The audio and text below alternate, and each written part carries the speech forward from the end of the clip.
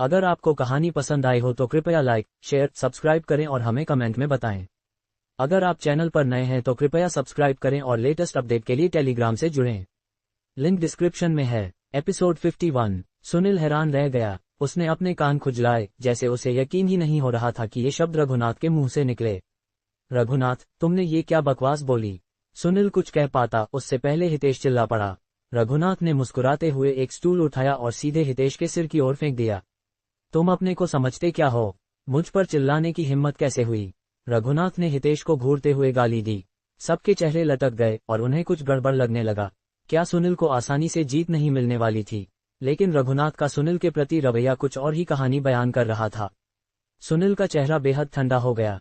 उसने गहरी सांस ली और बोला, रघुनाथ, तुमसे बाद में हिसाब करूंगा। जल्दी से उस तथाकथित डॉक्टर को बुलाओ। रघुनाथ ने हंसते हुए सुनील को नजरअंदाज कर दिया। वह शिवम के पास दौड़ा और चापलूसी भरी मुस्कान के साथ बोला, मिस्टर शिवम, ये लोग आपको बुला रहे हैं। हालांकि उसकी आवाज धीमी थी, लेकिन ये सबके कानों तक पहुंची। रघुनाथ, तुम्हारा क्या मतलब है? हितेश चिल्लाया। मैंने कहा था कि उस तथाकथित डॉक्टर को बुलाओ। तुम इस लुजे को क्यों ढूंढ रहे हो? हाँ, बिल्कुल, तुम हमें बेवकूफ बना रहे हो क्या? हमारा वक्त बहुत कीमती है। तुम इसे कैसे बर्बाद कर सकते हो? रघुनाथ ने ठंडी हंसी हंसते हुए कहा, तुम्हारा दिमाग खराब है या कान बंद हैं? मिस्टर शिवम ही वो तथाकथित डॉक्टर हैं। इतना समझना मुश्किल है क्या? ये कैसे हो सकता है? हितेश चीखा। शिवम तो एक निकम्मा है। ये कब से डॉक्टर बन गया? मजाक है क्या? पास खड़ी निकिता भी हंसते हुए बोली। वहां तुरंत हंगामा मच गया। जाहिर था कि कोई भी नहीं मान रहा था कि शिवम वो तथाकथित डॉक्टर है। शिवम धीरे से उठा और मंच की ओर बढ़ा। जुनैद, शिवम ने पुकारा। जी, मिस्टर शिवम। जुनैद ने तुरंत सिर हिलाया। उसने एक बोरी लाकर शिवम के पास रख दी।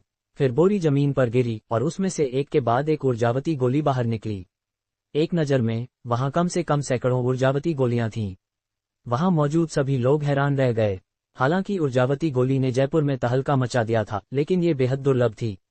कई बड़े लोग एक गोली के लिए करोड़ों रुपए खर्च करने को तैयार थे। इतनी सारी ऊर्जावती गोलियों की कीमत कितनी होगी? हाँ, ढेर सारी साधारण गोलियां ले आए और दावा कर रहे हो कि ये ऊर्जावती गोलियां हैं। सुनील ने हंसते हुए कहा। ये सुनकर सभी लोग तुरंत भड़क गए। हाँ, हमें कैसे पता कि ये ऊर्जावती गोली है या नहीं? सब जानते हैं कि तुम बस एक मुफ्तखोर हो। तुम कब से आयुर्वेदिक डॉक्टर बन गए? टस्क, रघुनाथ के साथ मिलकर हमारा पैसा ठगने की कोशिश। हाँ, जयपुर में सिर्फ हम ही दूसरों का पैसा ठगते हैं, कोई और हमें नहीं। लोगों की बातें सुनकर शिवम की आंखें थोड़ी सिकुड़ गईं। तभी एक सफेद बालों वाला बूढ़ा आदमी जल्दी जल्दी मंच पर चढ़ आया। उसे रोक दो, रघुनाथ ने जल्दी से चिल्लाया। रुको, शिवम ने हाथ उठाया। बूढ़ा मंच पर पहुंचा। उसने एक ऊर्जावती गोली उठाए और ध्यान से देखने लगा। ये तो डॉक्टर लल्लन हैं। तभी किसी ने उस बूढ़े को पहचान लिया। सचमुच डॉक्टर लल्लन, जयपुर के सबसे बड़े आयुर्वेदिक डॉक्टर। हमने तो सोचा भी नहीं था कि डॉक्टर लल्लन भी यहाँ होंगे। अब वो बता देंगे कि ये असली है या नकली। लोग चिल्लाने लगे। डॉक्टर लल्लन ने ऊर्जावती गोली को ध्यान से देखा। उसका चेहरा और उत्साहित हो गया, यहाँ तक कि उसका शरीर कांपने लगा। ऊर्जावती गोली, ये सचमुच ऊर्जावती गोली है, डॉक्टर लल्लन ने कांपती आवाज में कहा। फिर वह शिवम की ओर मुड़ा और उत्साह से बोला, क्या ये गोली सचमुच तुमने बनाई? शिवम ने विनम्रता से डॉक्टर लल्लन को सहारा दिया और सिर हिलाते हुए कहा, हाँ, ये गोली मैंने ही बनाई। ये सुनकर डॉक्टर लल्लन बिना कुछ कहे जमीन पर घुटनों के बल बैठ गए। मैंने दशकों तक आयुर्वेद का अध्ययन किया, लेकिन ऐसी चमत्कारी गोली कभी नहीं देखी। कृपया मेरा प्रणाम स्वीकार करें, डॉक्टर लल्लन ने उत्साह से कहा। ये देखकर शिवम ने जल्दी से डॉक्टर लल्लन को उठाया। कृपया जल्दी उठिए, आप मेरे सीनियर हैं, मैं ये नहीं स्वीकार कर सकता, शिवम ने थोड़ा डरते हुए कहा। डॉक्टर लल्लन ने सिर हिलाया और बोले, उम्र का कोई मतलब नहीं। तुम्हारी काबिलियत मुझसे ऊपर है, तुम्हें ये हक है। ये सुनकर शिवम को डॉक्टर लल्लन के लिए बहुत सम्मान हुआ। कितने लोग अपनी सीनियरिटी का फायदा उठाते हैं, लेकिन डॉक्टर लल्लन जैसे सच्चे और विनम्र लोग बहुत कम हैं। इस दृश्य ने मंच के नीचे सभी को चौंका दिया। डॉक्टर लल्लन ने भी कहा, लगता है ये सचमुच ऊर्जावती गोली है। किसी ने धीरे से कहा, सोचा नहीं था कि शिवम सचमुच वो तथाकथित डॉक्टर है। इतनी कम उम्र में इतनी शानदार प्रतिभा। कोई आश्चर्य नहीं कि राठौर परिवार उसका समर्थन करता है। मिस्टर शिवम, क्या आप ऊर्जावती गोली का फॉर्मूला बेचेंगे? मैं 10 करोड़ देने को तैयार हूँ, किसी ने सबसे पहले प्रतिक्रिया दी। मैं 100 करोड़ दूंगा, मैं एजेंसी का अधिकार खरीदने के लिए पैसे देने को तैयार हूँ। मंच के नीचे कई व्यापारी चिल्लाने लगे। सुनील का चेहरा बेहद खराब हो गया। थककर परिवार के चापलूस लोग पछतावे से भर गए। अक्षर के नेतृत्व में सभी ने शिवम का मजाक उड़ाया और उसकी बेइज्जती की थी। शिवम ने मंच के नीचे व्यापारियों को देखा और धीरे से बोला, मेरे पास कोई फॉर्मूला नहीं है, लेकिन मैं आपको एजेंसी का अधिकार दे सकता हूं। मैं सिर्फ 10% लूंगा। ये सुनकर सभी बेहद उत्साहित हो गए। सिर्फ 10% लेना लगभग मुफ्त देने जैसा था। लेकिन मेरी एक शर्त है, शिवम ने अचानक कहा। उसने सुनील थक्कर को ठंडी नजरों से देखा और बोला, कोई भी थक्कर परिवार के साथ बिजनेस नहीं करेगा और सभी की कीमत एक जैसी होगी, वरना आपका एजेंसी का अधिकार रद्द कर दिया जाएगा। शिवम साफ तौर पर थक्कर परिवार को निशाना बना रहा था। एक बार कीमत तय हो जाने के बाद सुनील के लिए दूसरों से खरीदना असंभव हो जाएगा। सुनील ने शिवम को ठंडी नजरों से देखा और गुस्से में मेज पर जोर से मारा और खड़ा हो गया। वह गुस्से में चिल्लाया, शिवम, तुम्हें लगता है कि इस घटिया ऊर्जावती गोली से तुम मुझसे मुकाबला कर सकते हो? मैं बता रहा हूं, ये असंभव है। ये संभव है या नहीं, ये तुम नहीं तय करोगे, शिवम ने ठंडे स्वर में कहा। सुनील ने शिवम को घूरते हुए कड़वे लहजे में कहा, देखते हैं। ये कहकर सुनील वहां से चला गया। अक्षर, जो पास खड़ा था, थोड़ा शर्मिंदा महसूस कर रहा था। वह बेशर्मी से शिवम के पास गया और चापलूसी भरी मुस्कान के साथ बोला, मिस्टर शिवम, मैं तो बस मजाक कर रहा था, तुम बुरा तो नहीं माने? शिवम ने उसकी ओर देखा और हाथ हिलाते हुए कहा, रघुनाथ, इसे बाहर फेंको। जी, मिस्टर शिवम। रघुनाथ ने तुरंत कुछ लोगों को बुलाया और अक्षर को दरवाजे के बाहर फेंक दिया। निकिता और हितेश वहां और रुकने की हिम्मत नहीं कर सके और जल्दी से नंबर 1 ग्रैंड मैंशन से निकल गए। ये निकम्मा कब से आयुर्वेदिक दवा सीख गया? नंबर 1 ग्रैंड मैंशन से बाहर निकलते हुए निकिता धीरे से बड़बड़ाए। वह 3 साल तक शिवम के साथ रही थी, लेकिन इन 3 सालों में शिवम सिर्फ कपड़े धोने और खाना बनाने के अलावा कुछ नहीं कर सकता था। हितेश का चेहरा उदास था और उसने कुछ नहीं कहा। सब खत्म होने के बाद शिवम और डॉक्टर लल्लन बैक स्टेज गए। मिस्टर लल्लन, ये ऊर्जावती गोली का फॉर्मूला है। शिवम ने बहुत उदारता से ऊर्जावती गोली का फॉर्मूला मिस्टर लल्लन को दे दिया। मुझे यकीन नहीं हो रहा कि मैं अपनी जिंदगी में इतना रहस्यमय फॉर्मूला देख पाऊंगा। अब मुझे कोई मलाल नहीं। मिस्टर लल्लन ने फॉर्मूला पकड़ा और उत्साह से आंसू बहने लगे। तभी मिस्टर लल्लन ने शिवम की ओर देखा और बोले, अगर तुम चाहो तो मैं तुम्हारे लिए ऊर्जावती गोली बना सकता हूँ। शिवम थोड़ा हैरान हुआ और खुशी से बोला, मिस्टर लल्लन, आप सचमुच ऐसा करेंगे? बिल्कुल, मैं पूरी तरह गंभीर हूँ। मुझ पर भरोसा करो, मिस्टर लल्लन ने गंभीरता से कहा।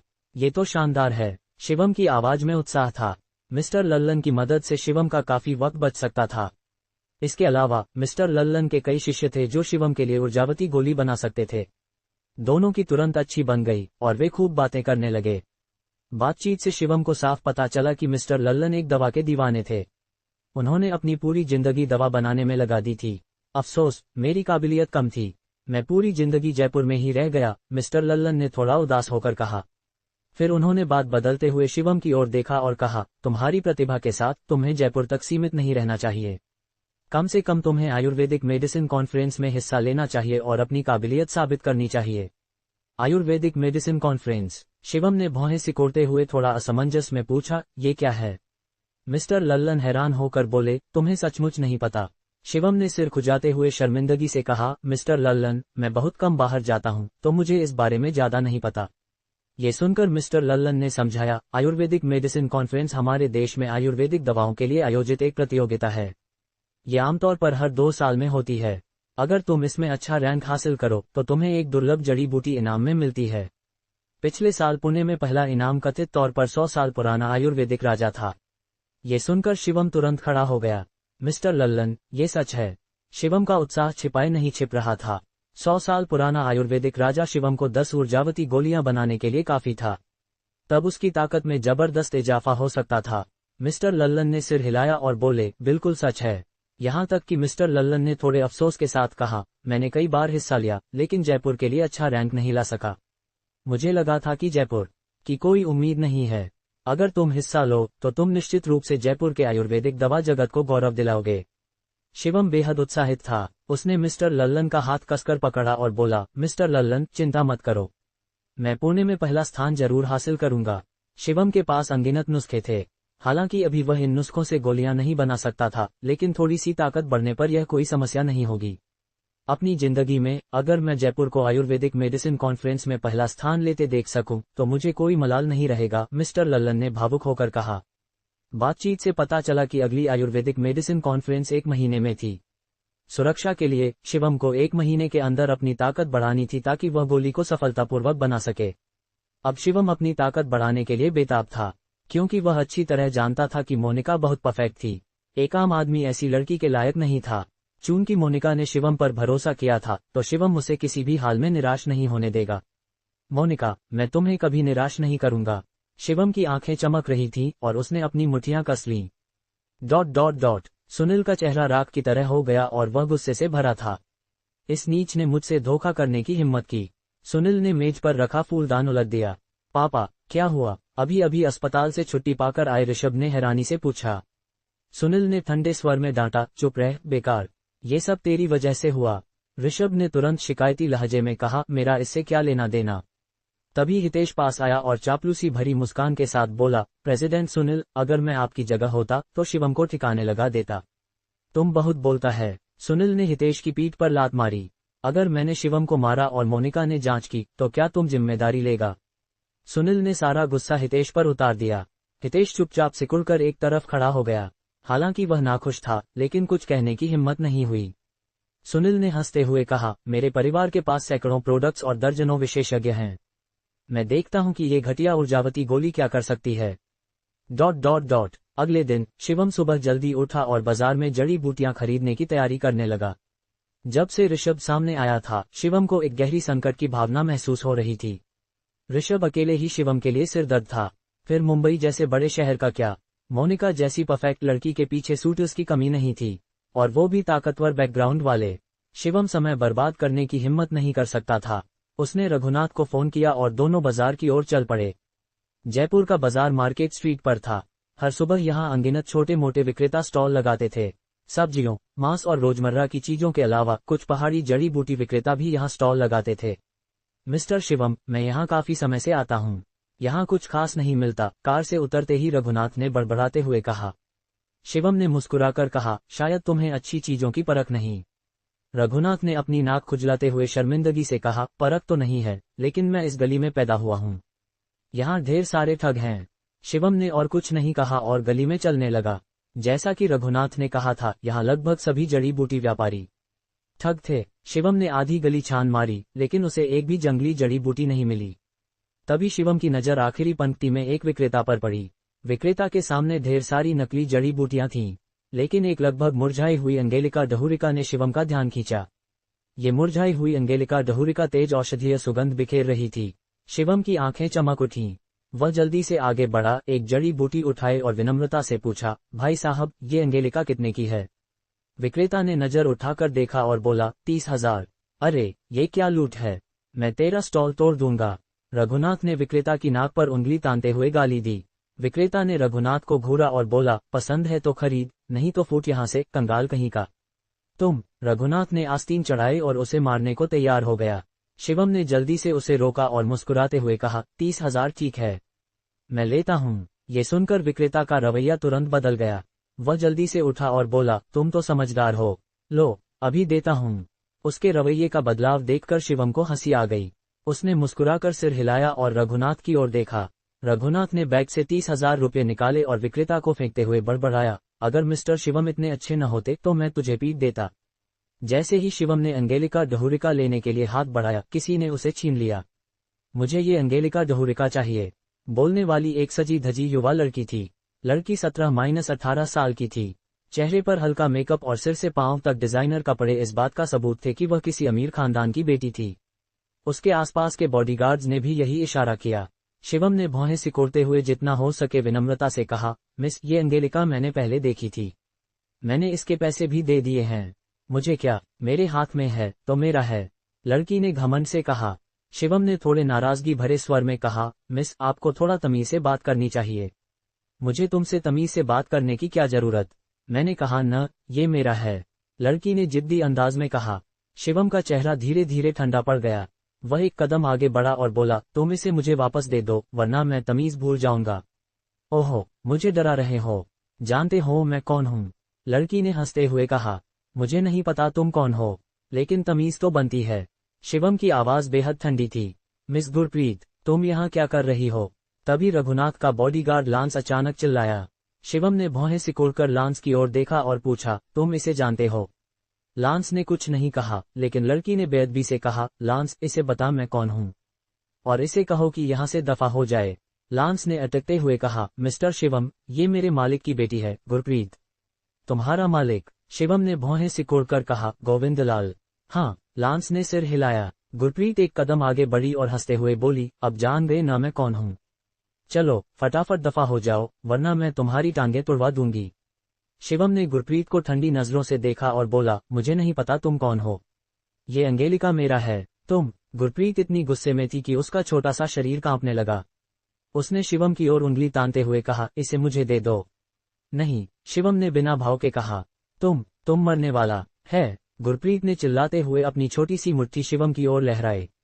लांस ने जल्दी से गुरप्रीत को पीछे खींचा और अटकते हुए कहा, मिस गुरप्रीत, तुम चली जाओ। ये अंगेलिका मिस्टर शिवम ने पहले देखी थी। लांस की बात सुनकर गुरप्रीत और भड़क गई। उसने लांस के मुंह पर थप्पड़ मारा और गुस्से में बोली, गद्दार, इसे वापस ले लो। लांस ने थप्पड़ खाया, लेकिन चुप रहा। फिर भी उसने गुरप्रीत की कलाई कसकर पकड़ रखी थी। गुरप्रीत छटपटाई, लेकिन छूट नहीं सकी। उसने गुस्से में अपने बॉडीगार्ड की ओर देखा।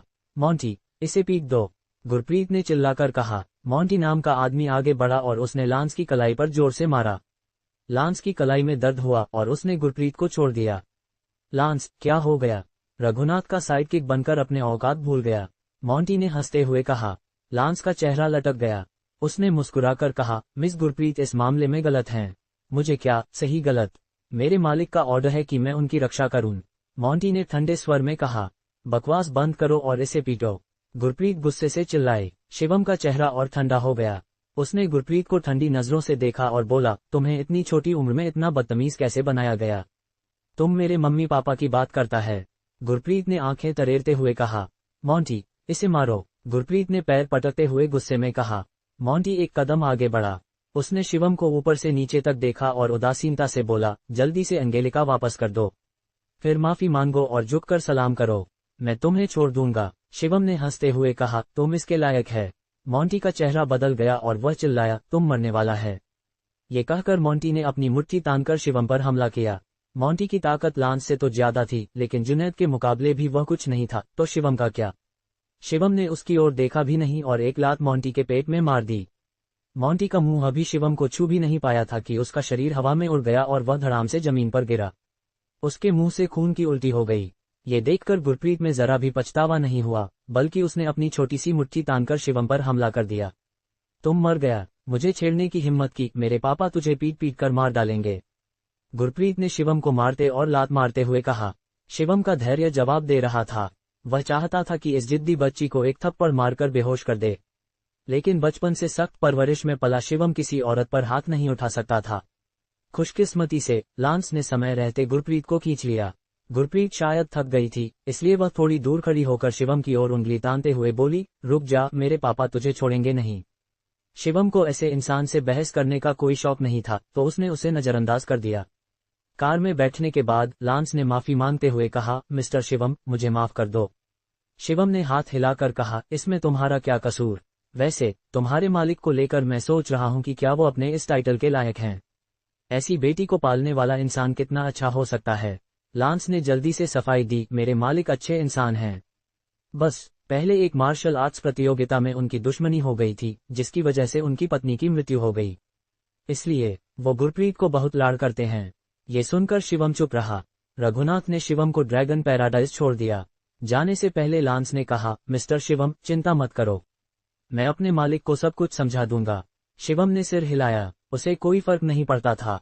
अगर गोविंदलाल उससे पंगा लेने की हिम्मत करता तो शिवम उसे सबक सिखाने को तैयार था। रघुनाथ के जाने के बाद शिवम ने बिना वक्त गंवाए अंगेलिका डहुरिका निकाली।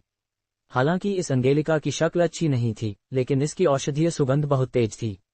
शिवम ने अनुमान लगाया कि ये करीब 10 साल पुरानी थी। ये अब तक की सबसे पुरानी जड़ी बूटी थी जो शिवम ने देखी थी। शिवम ने बिना वक्त गंवाए इस अंगेलिका से ऊर्जावती गोली बनाने की तैयारी शुरू कर दी। आत्मा मंडल में रहने वालों के लिए ऊर्जावती गोली एक पवित्र वस्तु थी। एक गोली उसे अगले स्तर तक ले जा सकती थी। इस अंगेलिका से एक ऊर्जावती गोली बन सकती है, शिवम ने सोचा। फिर उसने अंगेलिका को काटकर कढ़ाई में डाल दिया। शिवम ने अभी तक आध्यात्मिक आग पैदा नहीं की थी, इसलिए उसे प्राकृतिक आग पर निर्भर रहना पड़ा। शिवम ने अपनी उंगली उठाई और अपनी आध्यात्मिक ऊर्जा कढ़ाई में डाल दी। अपनी ऊर्जा के सहारे उसने ऊर्जावती गोली बनानी शुरू की। 2 घंटे से ज्यादा वक्त तक शिवम की सारी आध्यात्मिक ऊर्जा लगभग खत्म हो गई। आखिरकार एक जोरदार धमाके के साथ कढ़ाई अचानक टूट गई। कढ़ाई के मलबे में 2 मूंगफली के दाने के आकार की गोलियां चुपचाप पड़ी थीं। मैंने 2 गोलियां बना लीं। 2 ऊर्जावती गोलियों को देखकर शिवम बेहद उत्साहित था। उसने सोचा था कि वह सिर्फ एक गोली बना पाएगा, लेकिन 2 गोलियां बन गईं। ये उसकी उम्मीदों से कहीं ज्यादा था। सिर्फ 10 साल पुरानी जड़ी बूटी से मैंने 2 ऊर्जावती गोलियां बना लीं। अगर 20-30 साल पुरानी या 100 साल पुरानी जड़ी बूटी मिले तो मैं कितनी गोलियां बना सकता हूं? शिवम जितना सोचता उतना उत्साहित होता। अगर उसके पास पर्याप्त जड़ी बूटियां हो तो फाउंडेशन स्थापना चरण में पहुंचना मुश्किल नहीं होगा। इसके बाद शिवम ने बिना वक्त गंवाए दोनों ऊर्जावती गोलियां निगल लीं।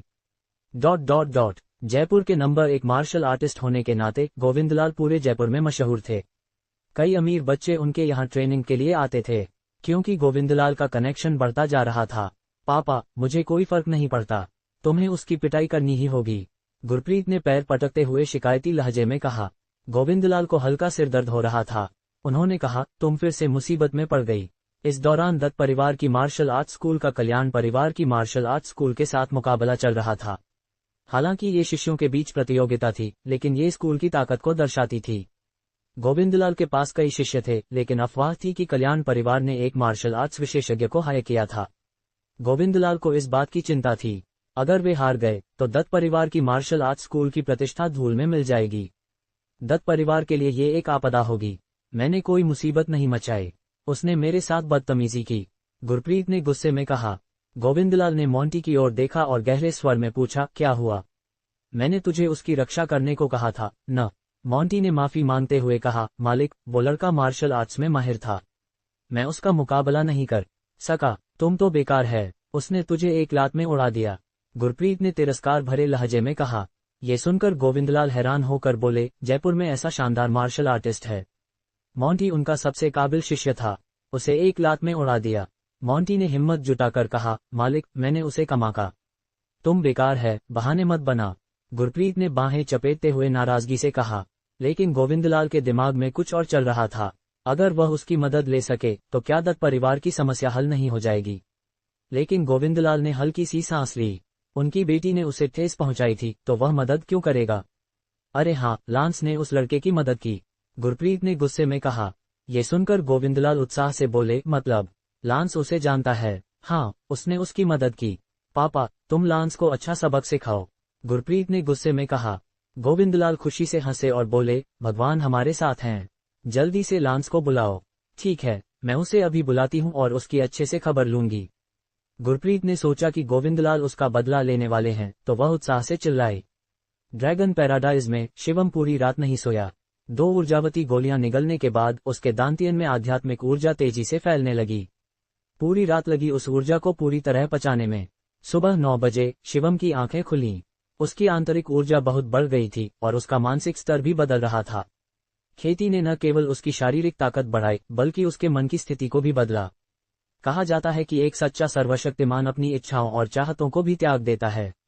हालांकि शिवम ने अभी खेती शुरू की थी, फिर भी उसका मानसिक स्तर बहुत बदल गया था। वह पहले से कहीं ज्यादा मजबूत हो गया था। मैं 2 स्तर बढ़कर आत्मा मंडल के 5वें स्तर पर पहुंच गया, शिवम ने सोचा। उसके शरीर में जबरदस्त ताकत महसूस हो रही थी और उसके होठों पर मुस्कान थी। फाउंडेशन स्थापना चरण अब दूर नहीं था। तभी लांस अचानक ड्रैगन पैराडाइज पहुंचा। मिस्टर शिवम, लांस को देखकर शिवम को कुछ अंदाजा हुआ। क्या तुम्हारा मालिक मुझसे चुनौती लेना चाहता है? शिवम ने उदासीन स्वर में पूछा। लांस ने जल्दी से सिर हिलाया और बोला, नहीं नहीं, मेरे मालिक को इस बात का पता चला और उन्होंने खास तौर पर तुमसे माफी मांगने के लिए एक दावत रखी है। सचमुच? शिवम थोड़ा हैरान हुआ। गोविंदलाल इतने तमीजदार हैं, फिर उनकी बेटी इतनी बदतमीज कैसे है? मेरे मालिक ने तुम्हारे लिए खास तौर पर 10 साल पुराना जिनसेंग भी तैयार किया है, लांस ने आगे कहा। ये कहकर उसने कार से एक गिफ्ट बॉक्स निकाला। शिवम ने बॉक्स खोला और देखा कि उसमें सचमुच 10 साल पुराना जिनसेंग था। इससे शिवम को थोड़ी शर्मिंदगी महसूस हुई। गोविंदलाल कुछ ज्यादा ही तमीजदार थे। ठीक है, कब? शिवम इस विनम्र प्रस्ताव को ठुकरा नहीं सका। लांस ने कहा, मैं तुम्हें रात 7 बजे लेने आऊंगा। ठीक है, शिवम ने सिर हिलाकर हामी भर दी। राठौर परिवार के मैनर में इस दौरान मोनिका बाहर नहीं गई थी, लेकिन जयपुर की हर चीज पर उसकी नजर थी। उसने ऊर्जावती गोली हाथ में पकड़ी और मुस्कुराते हुए कहा, ये गोली थक्कर परिवार को हराने के लिए काफी है। सेक्रेटरी ने कहा, मिस, आप थक्कर परिवार को कम आंक रही हैं। मैं थक्कर परिवार को कम नहीं आंक रही। मोनिका ने सिर हिलाया। शिवम ने उसे जो एक्वाराइम गोली दी थी उसने उसे हैरान कर दिया था। उस गोली को खाने के बाद मोनिका को लगा कि उसकी त्वचा पहले से ज्यादा मुलायम और चमकदार हो गई थी। मुंबई में भी मोनिका ने ऐसी चमत्कारी दवा कभी नहीं देखी थी। वैसे मेरे सारे बॉडीगार्ड्स को शिवम की सुरक्षा के लिए भेज दो, मोनिका ने अचानक कहा। सेक्रेटरी हैरान होकर बोला, क्या कोई शिवम को नुकसान पहुंचाने की कोशिश कर रहा है? मोनिका ने बेपरवाही से मुस्कुराते हुए कहा, जब लोग हताश हो जाते हैं तो कुछ भी कर सकते हैं। थक्कर परिवार के ढहने पर क्या होगा कोई नहीं जानता। आपका क्या? सेक्रेटरी ने चिंता से पूछा, लेकिन पूछने के बाद उसे लगा कि ये सवाल बेकार था। अगर मोनिका को कुछ हुआ तो ओल्ड मास्टर राठौर शायद पूरे जयपुर को मिटा दे। फिर सेक्रेटरी ने मोनिका के निर्देशों का पालन करते हुए उसके गुप्त सुरक्षा बॉडीगार्ड्स को भेज दिया। रात को शिवम लांस के साथ समय पर दत्त परिवार के घर पहुंचा।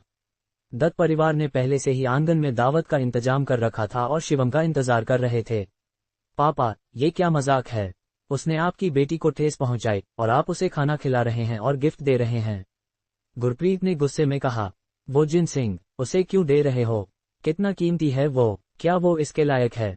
गुरप्रीत ने गुस्से में कहा। ये देखकर गोविंदलाल ने बेबसी से कहा, हमें उससे मदद मांगनी है। मेरे पास कोई चारा नहीं है। तो मैं यूं ही पिट गई, गुरप्रीत ने ठंडे चेहरे के साथ कहा। गोविंदलाल ने सोचा और बोले, ठीक है, ऐसा करते हैं। उसकी मदद के बाद पापा उसे तेरे लिए सबक सिखाएगा, ठीक है? पक्का। गुरप्रीत का चेहरा थोड़ा नरम पड़ा। गोविंदलाल ने सिर हिलाया और बोले, हाँ हाँ बिल्कुल। जल्द ही शिवम और लांस दत्त परिवार के घर पहुंच गए। शिवम को देखकर गोविंदलाल जल्दी से आगे आए और बोले, मिस्टर शिवम, तुम आखिरकार आ गए।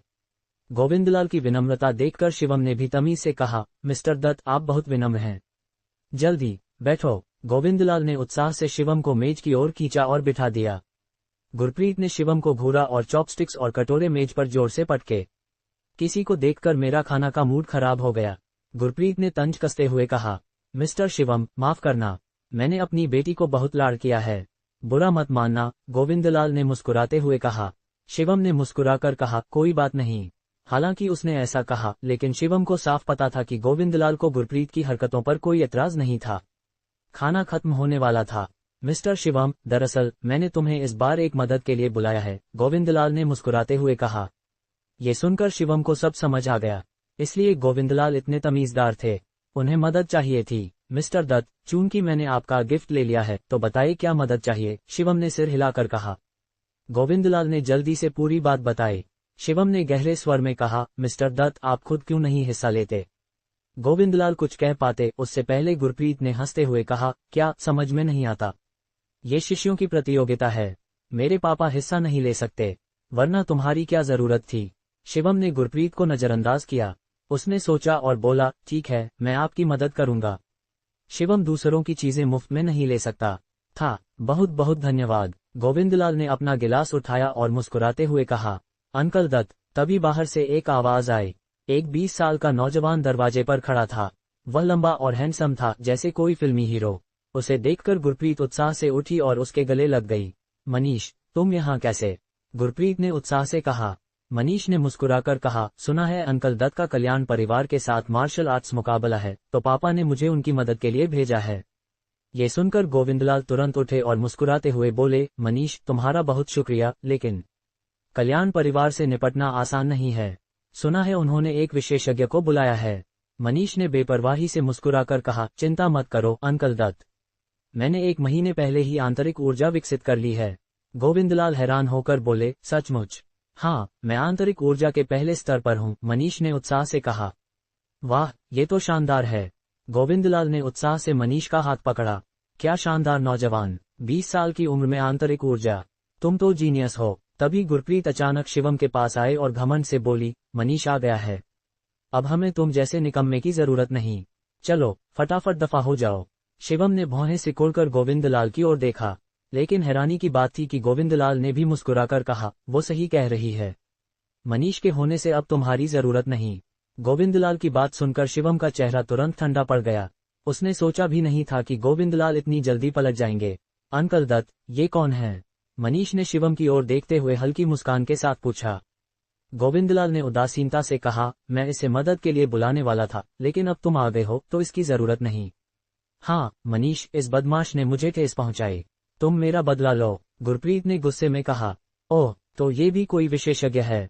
मनीष की आंखों में दिलचस्पी झलकी। फिर वह शिवम के पास गया और उदासीनता से बोला, क्या तुम भी आंतरिक ऊर्जा विशेषज्ञ हो?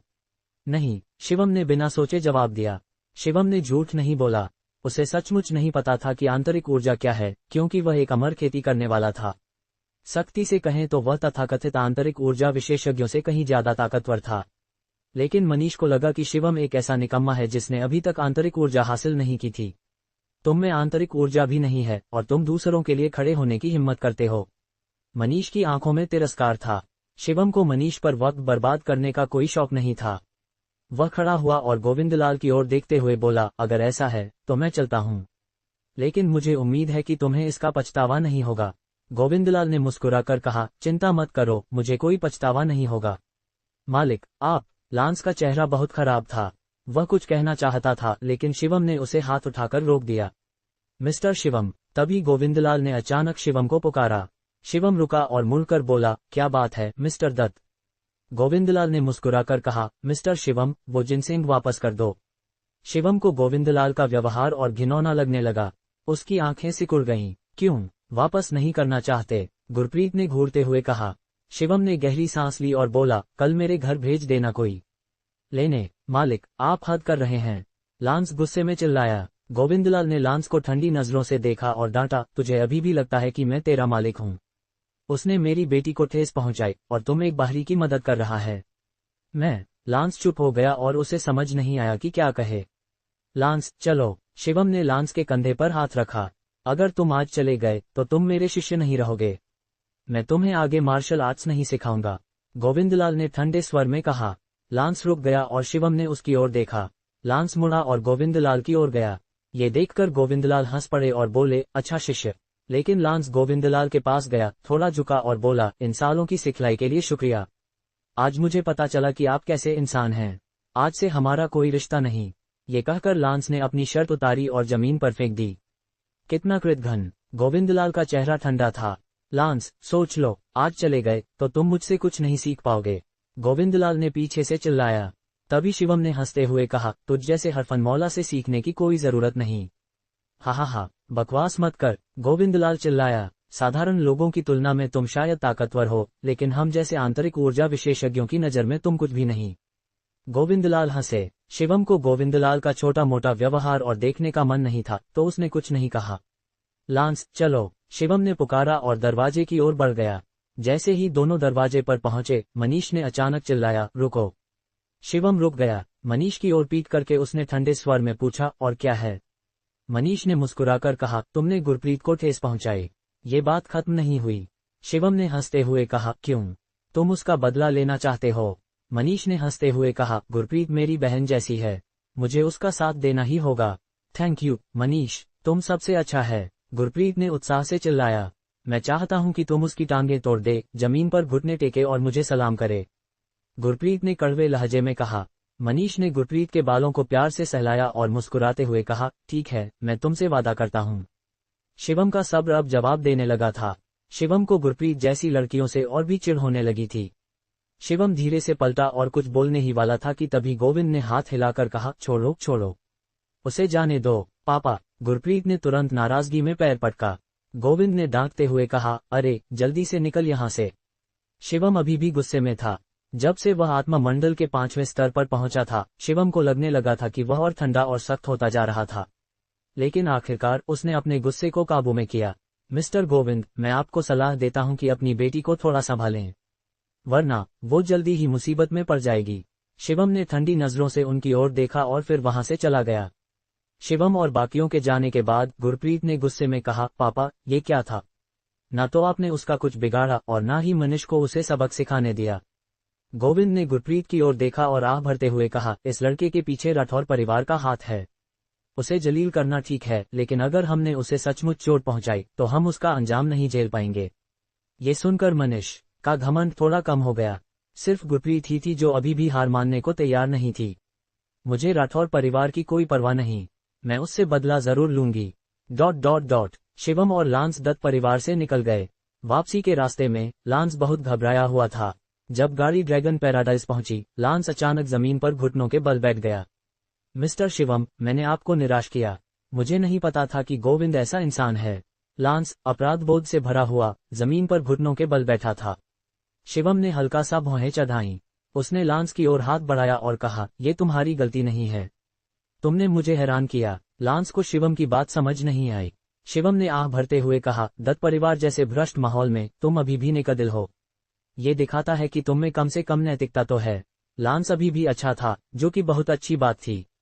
मिस्टर शिवम, आपकी तारीफ के लिए शुक्रिया, लांस ने कुछ अपराध बोध के साथ कहा। अरे हाँ। तभी शिवम ने अचानक लांस की ओर देखा। वह मुस्कुराया और बोला, क्या तुम आंतरिक शक्ति पैदा करना चाहते हो?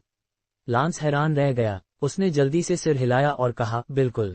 शिवम ने मुस्कुराते हुए कहा, ठीक है, 3 दिन बाद मेरे घर आना। मैं तुम्हें सिखाऊंगा। सचमुच? लांस ने आंखें फाड़कर कहा, जैसे उसे यकीन ही न हो। शिवम ने मुस्कुराकर कहा, वादा जो किया वो निभाऊंगा। शुक्रिया मिस्टर शिवम। लांस बहुत उत्साहित था और फिर से जमीन पर घुटनों के बल बैठ गया। लांस के जाने के बाद शिवम पलटा और घर लौट आया। जुनैद ने शिवम के लिए एक प्याला चाय बनाई। शिवम का चेहरा देखकर जुनैद ने पूछा, मिस्टर शिवम, क्या हुआ? शिवम ने आह भरी, फिर हाथ हिलाकर कहा, दत्त परिवार ने मुझे सचमुच सबक सिखाया। हो! जुनैद हैरान रह गया। शिवम ने एक घूंट चाय पी और खुद से कहा, कभी कभी शालीन चेहरों के पीछे बहुत गंदा दिल होता है। अगले दिन शिवम सुबह जल्दी उठा और जुनैद के साथ ड्रैगन पैराडाइज के चक्कर लगाने निकल गया। दोनों ने 30 चक्कर लगाए, जो 2 घंटे से ज्यादा चला। जब वे वापस लौटे, दोनों पसीने से तरबतर थे। लेकिन फर्क ये था कि जुनैद हाँफ रहा था, जबकि शिवम की सांसें अभी भी स्थिर थीं। मिस्टर शिवम, आप मुझे सांस लेने की कसरत कब सिखाएंगे? जुनैद ने पूछा। शिवम ने मुस्कुराकर कहा, जल्दी क्या है? जब मैंने वादा किया है तो जरूर सिखाऊंगा। बात करते करते दोनों घर पहुंच गए। दरवाजे पर पहुंचते ही शिवम को एक गाड़ी खड़ी दिखी और गाड़ी के पास एक 50 साल का आदमी खड़ा था। शिवम ने हल्का सा भौहें चढ़ाईं। वह आगे बढ़ा और कुछ बोलने से पहले ही उस आदमी ने हाथ जोड़कर कहा, नमस्ते मिस्टर शिवम। शिवम और ज्यादा हैरान हो गया। आप कौन हैं? शिवम ने उस आदमी की ओर देखकर विनम्रता से पूछा। उस आदमी ने कहा, मिस्टर शिवम, शायद आपने मेरा नाम न सुना हो। मैं रामन, कल्याण परिवार मार्शल आर्ट स्कूल का प्रमुख हूँ। कल्याण परिवार मार्शल आर्ट स्कूल? शिवम हैरान रह गया। वही कल्याण परिवार जो दत्त परिवार मार्शल आर्ट स्कूल से मुकाबला करने वाला है। शिवम ने आश्चर्य से कहा। रामन ने तुरंत कुछ आश्चर्य के साथ कहा, मुझे नहीं पता था कि आपने हमारे मार्शल आर्ट स्कूल के बारे में सुना है। शिवम ने मुस्कुराकर कहा, किस्मत भी कमाल की चीज है। हो! रामन हैरान रह गया। शिवम ने हाथ हिलाया और कहा, चलो अंदर आओ और बैठो। रामन ने ज्यादा नखरे नहीं किए और तुरंत शिवम के साथ विला के आंगन में चला गया। जुनैद, जाओ एक प्याला चाय बनाओ, शिवम ने कहा। जुनैद ने सिर हिलाया। कुछ मिनट बाद जुनैद एक प्याला चाय लेकर आया। रामन ने आह भरते हुए कहा, मुझे नहीं लगा था कि इतने प्रतिभाशाली होने के बावजूद आप इतने विनम्र होंगे। शिवम ने मुस्कुराकर कहा, मिस्टर रामन, आप मजाक कर रहे हैं। मैं तो बस एक आम इंसान हूँ। अगर आप आम इंसान हैं तो शायद हम जीने के लायक ही नहीं हैं, रामन ने आत्मोपहास के साथ कहा। शिवम ने रामन को गौर से देखा और मन ही मन सोचा, लगता है रामन को मेरे बारे में कुछ जानकारी है। आप मुझसे क्यों मिलने आए हैं? शिवम ने पूछा। रामन ने जल्दी से हाथ हिलाया और उसके बगल में खड़े शख्स ने तुरंत एक गिफ्ट बॉक्स लाया। गिफ्ट बॉक्स खोलने पर अंदर एक जड़ी बूटी दिखी। हालांकि ये जड़ी बूटी गोविंद की जड़ी बूटी से तुलना नहीं कर सकती थी, फिर भी ये 10 साल पुरानी थी। ये एक जंगली पहाड़ी जड़ी बूटी है जो मैंने संजोकर रखी थी। मैं चाहता हूं कि आप इसे स्वीकार करें, रामन ने कहा। शिवम ने भौहें चढ़ाईं और सिर हिलाया। मैं मुफ्त में तोहफे नहीं लेता। मिस्टर रामन, आप मुझसे क्यों मिलने आए हैं? साफ साफ बताइए। रामन चुप रहा, फिर बोला, मुझे सचमुच आपकी मदद चाहिए। फिर रामन ने आह भरी और कहा, जैसा कि आप जानते हैं, हमारा परिवार और दत्त परिवार एक मुकाबले में हिस्सा लेने वाला है। दोनों पक्ष अपने सबसे बेहतरीन शिष्यों को भेजेंगे, लेकिन सच तो ये है कि हर कोई बाहरी मदद लेता है। दत्त परिवार के रसूख हमसे ज्यादा हैं, तो उनकी बाहरी मदद भी हमारे परिवार से कहीं बेहतर है।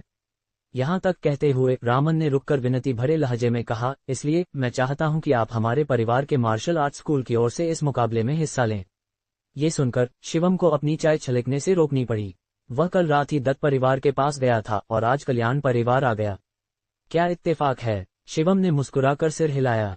शिवम ने रामन की ओर देखा और हैरानी से कहा, क्या कल्याण परिवार ने पहले से कोई विशेषज्ञ नहीं बुलाया था? फिर आप लोग मेरे पास क्यों आए? रामन ने मजबूरी में मुस्कुराया और कहा, वो सब गोविंद को डराने के लिए था। हमारी हैसियत से हम भला किस विशेषज्ञ को बुला सकते हैं? शिवम को अचानक समझ आ गया। उसे नहीं पता था कि इन मार्शल आर्ट्स स्कूलों में भी इतनी सियासत होती है। जब शिवम ने देर तक कुछ नहीं कहा तो रामन ने आह भरी और कहा, मुझे पता था कि आप राजी नहीं होंगे। माफ कीजिए, मैंने आपको परेशान किया। ये कहकर रामन पलटा और जाने लगा। शिवम ने रामन की पीठ की ओर देखा और मुस्कुराकर कहा, मिस्टर रामन, आप अपनी जड़ी बूटी लेते जाएं। रामन रुक गया और सिर हिलाकर बोला, जो दे दिया उसे वापस लेने का कोई कारण नहीं। मिस्टर शिवम, मैं चलता हूँ। ये कहकर रामन बिना पीछे देखे बड़े कदमों से चला गया। रामन का रवैया वाकई शिवम को छू गया और शिवम ये भी चाहता था कि गोविंद को पता चले कि मनीष उसके सामने कुछ भी नहीं है। रुकिए, तो शिवम ने रामन को पुकारा। रामन फिर रुक गया। वह पलटा और विनम्रता से बोला, मिस्टर शिवम, और कुछ? शिवम खड़ा हुआ और जड़ी बूटी रामन को लौटा दी। रामन हैरान रह गया और कुछ डरते हुए बोला, मिस्टर शिवम, इसका क्या मतलब? शिवम ने बेपरवाही से कहा, मैं आपका प्रस्ताव मानता हूं और मैं गारंटी देता हूं कि कल्याण परिवार मार्शल आर्ट्स स्कूल जीतेगा। रही इस जड़ी बूटी की बात तो इसे आप वापस ले जाएं। मैं इस बार मुफ्त में आपकी मदद करूंगा। शिवम को हमेशा से दत्त परिवार का रवैया नापसंद था। इसके अलावा रामन का व्यवहार बहुत विनम्र था, जो गोविंद के रवैये से बिल्कुल उलट था। यहाँ तक कि अगर जड़ी बूटी न भी होती तब भी शिवम कल्याण परिवार की मदद करता। रामन पहले तो हैरान रहा, फिर उत्साह से बोला, मिस्टर शिवम, क्या आप सच कह रहे हैं? बिल्कुल सच, शिवम ने ठंडे लहजे में कहा। रामन बहुत खुश हुआ। उसने याद दिलाया, मिस्टर शिवम, मैंने सुना है कि गोविंद ने एक आंतरिक शक्ति विशेषज्ञ को बुलाया है।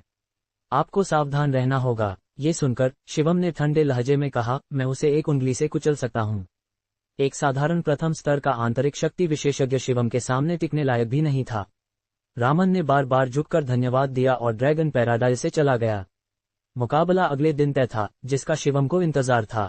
साधारण लोग इस मुकाबले पर ध्यान नहीं देते थे, लेकिन कुछ अमीर लोगों और मार्शल आर्टिस्टों के लिए ये मुकाबला बहुत बड़ी बात थी। कुछ लोग तो सट्टेबाजी भी करने लगे थे। दत्त और कल्याण परिवार सालों से एक दूसरे से मुकाबला कर रहे थे। शुरुआत में जब गोविंद और रामन आपस में लड़े और बाद में जब उनके शिष्यों ने मुकाबला किया, हर बार कल्याण परिवार हारा।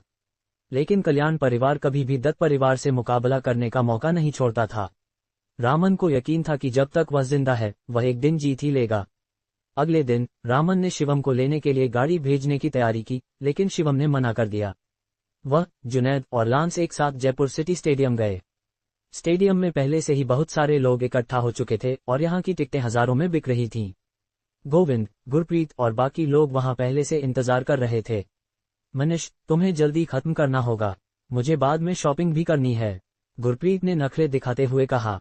मनीष ने बेपरवाही से मुस्कुराकर कहा, शॉपिंग में क्या मजा, मैं तुम्हें इसके बाद एक शानदार दावत में ले जाऊंगा। वाह, सच में? गुरप्रीत की आंखें अचानक चमक उठी और उसने उत्साह से कहा, शुक्रिया मनीष। गोविंद, एक शीर्ष मार्शल आर्टिस्ट की तरह आंखें हल्की सी बंद करके एक तरफ बैठा था। जयपुर के स्थानीय व्यापारी बार बार आकर उसका अभिवादन कर रहे थे। इससे साफ था कि गोविंद का जयपुर में बहुत रुतबा था। गुरु, रामन यहाँ आ गया है, मोंटी ने गोविंद के कान में फुसफुसाया। ये सुनकर गोविंद ने तुरंत आंखें खोली और दरवाजे की ओर देखा। वह मुस्कुराया और बोला, चलो मिस्टर रामन से मिलते हैं। फिर वह खड़ा हुआ और मनीष, मोंटी और बाकियों के साथ रामन की ओर बढ़ा। मिस्टर रामन, बहुत दिन बाद मिले, गोविंद ने मुस्कुराते हुए चिल्लाकर कहा। रामन ने गोविंद की ओर देखा और विनम्रता से हाथ जोड़कर कहा, मिस्टर गोविंद, आप तो जल्दी आ गए। गोविंद ने बेपरवाही से मुस्कुराकर कहा, हाँ, जल्दी खत्म करके जल्दी घर जाना चाहता हूँ। आखिरकार सबके पास व्यस्त जिंदगी है। रामन ने गोविंद की तंज को नजरअंदाज किया। हो, तुम्हारा शिष्य कहाँ है? गोविंद ने इधर उधर देखा और उसकी नजर रामन के बगल में खड़े एक लड़के पर पड़ी। ये लड़का तो नहीं है ना? देखने से तो लगता है ये एक भूसा भी नहीं झेल पाएगा, गोविंद ने जोर से हंसते हुए कहा। तुम? रामन का साथी तुरंत गुस्से में आ गया। वह कुछ बोलने ही वाला था कि रामन ने उसे रोक लिया। रामन ने मुस्कुराकर कहा, मिस्टर गोविंद, ये वाकई वो नहीं है। मेरा शिष्य अभी आया नहीं है। क्या वो डर के मारे भाग गया? गोविंद ने तंज कसते हुए कहा।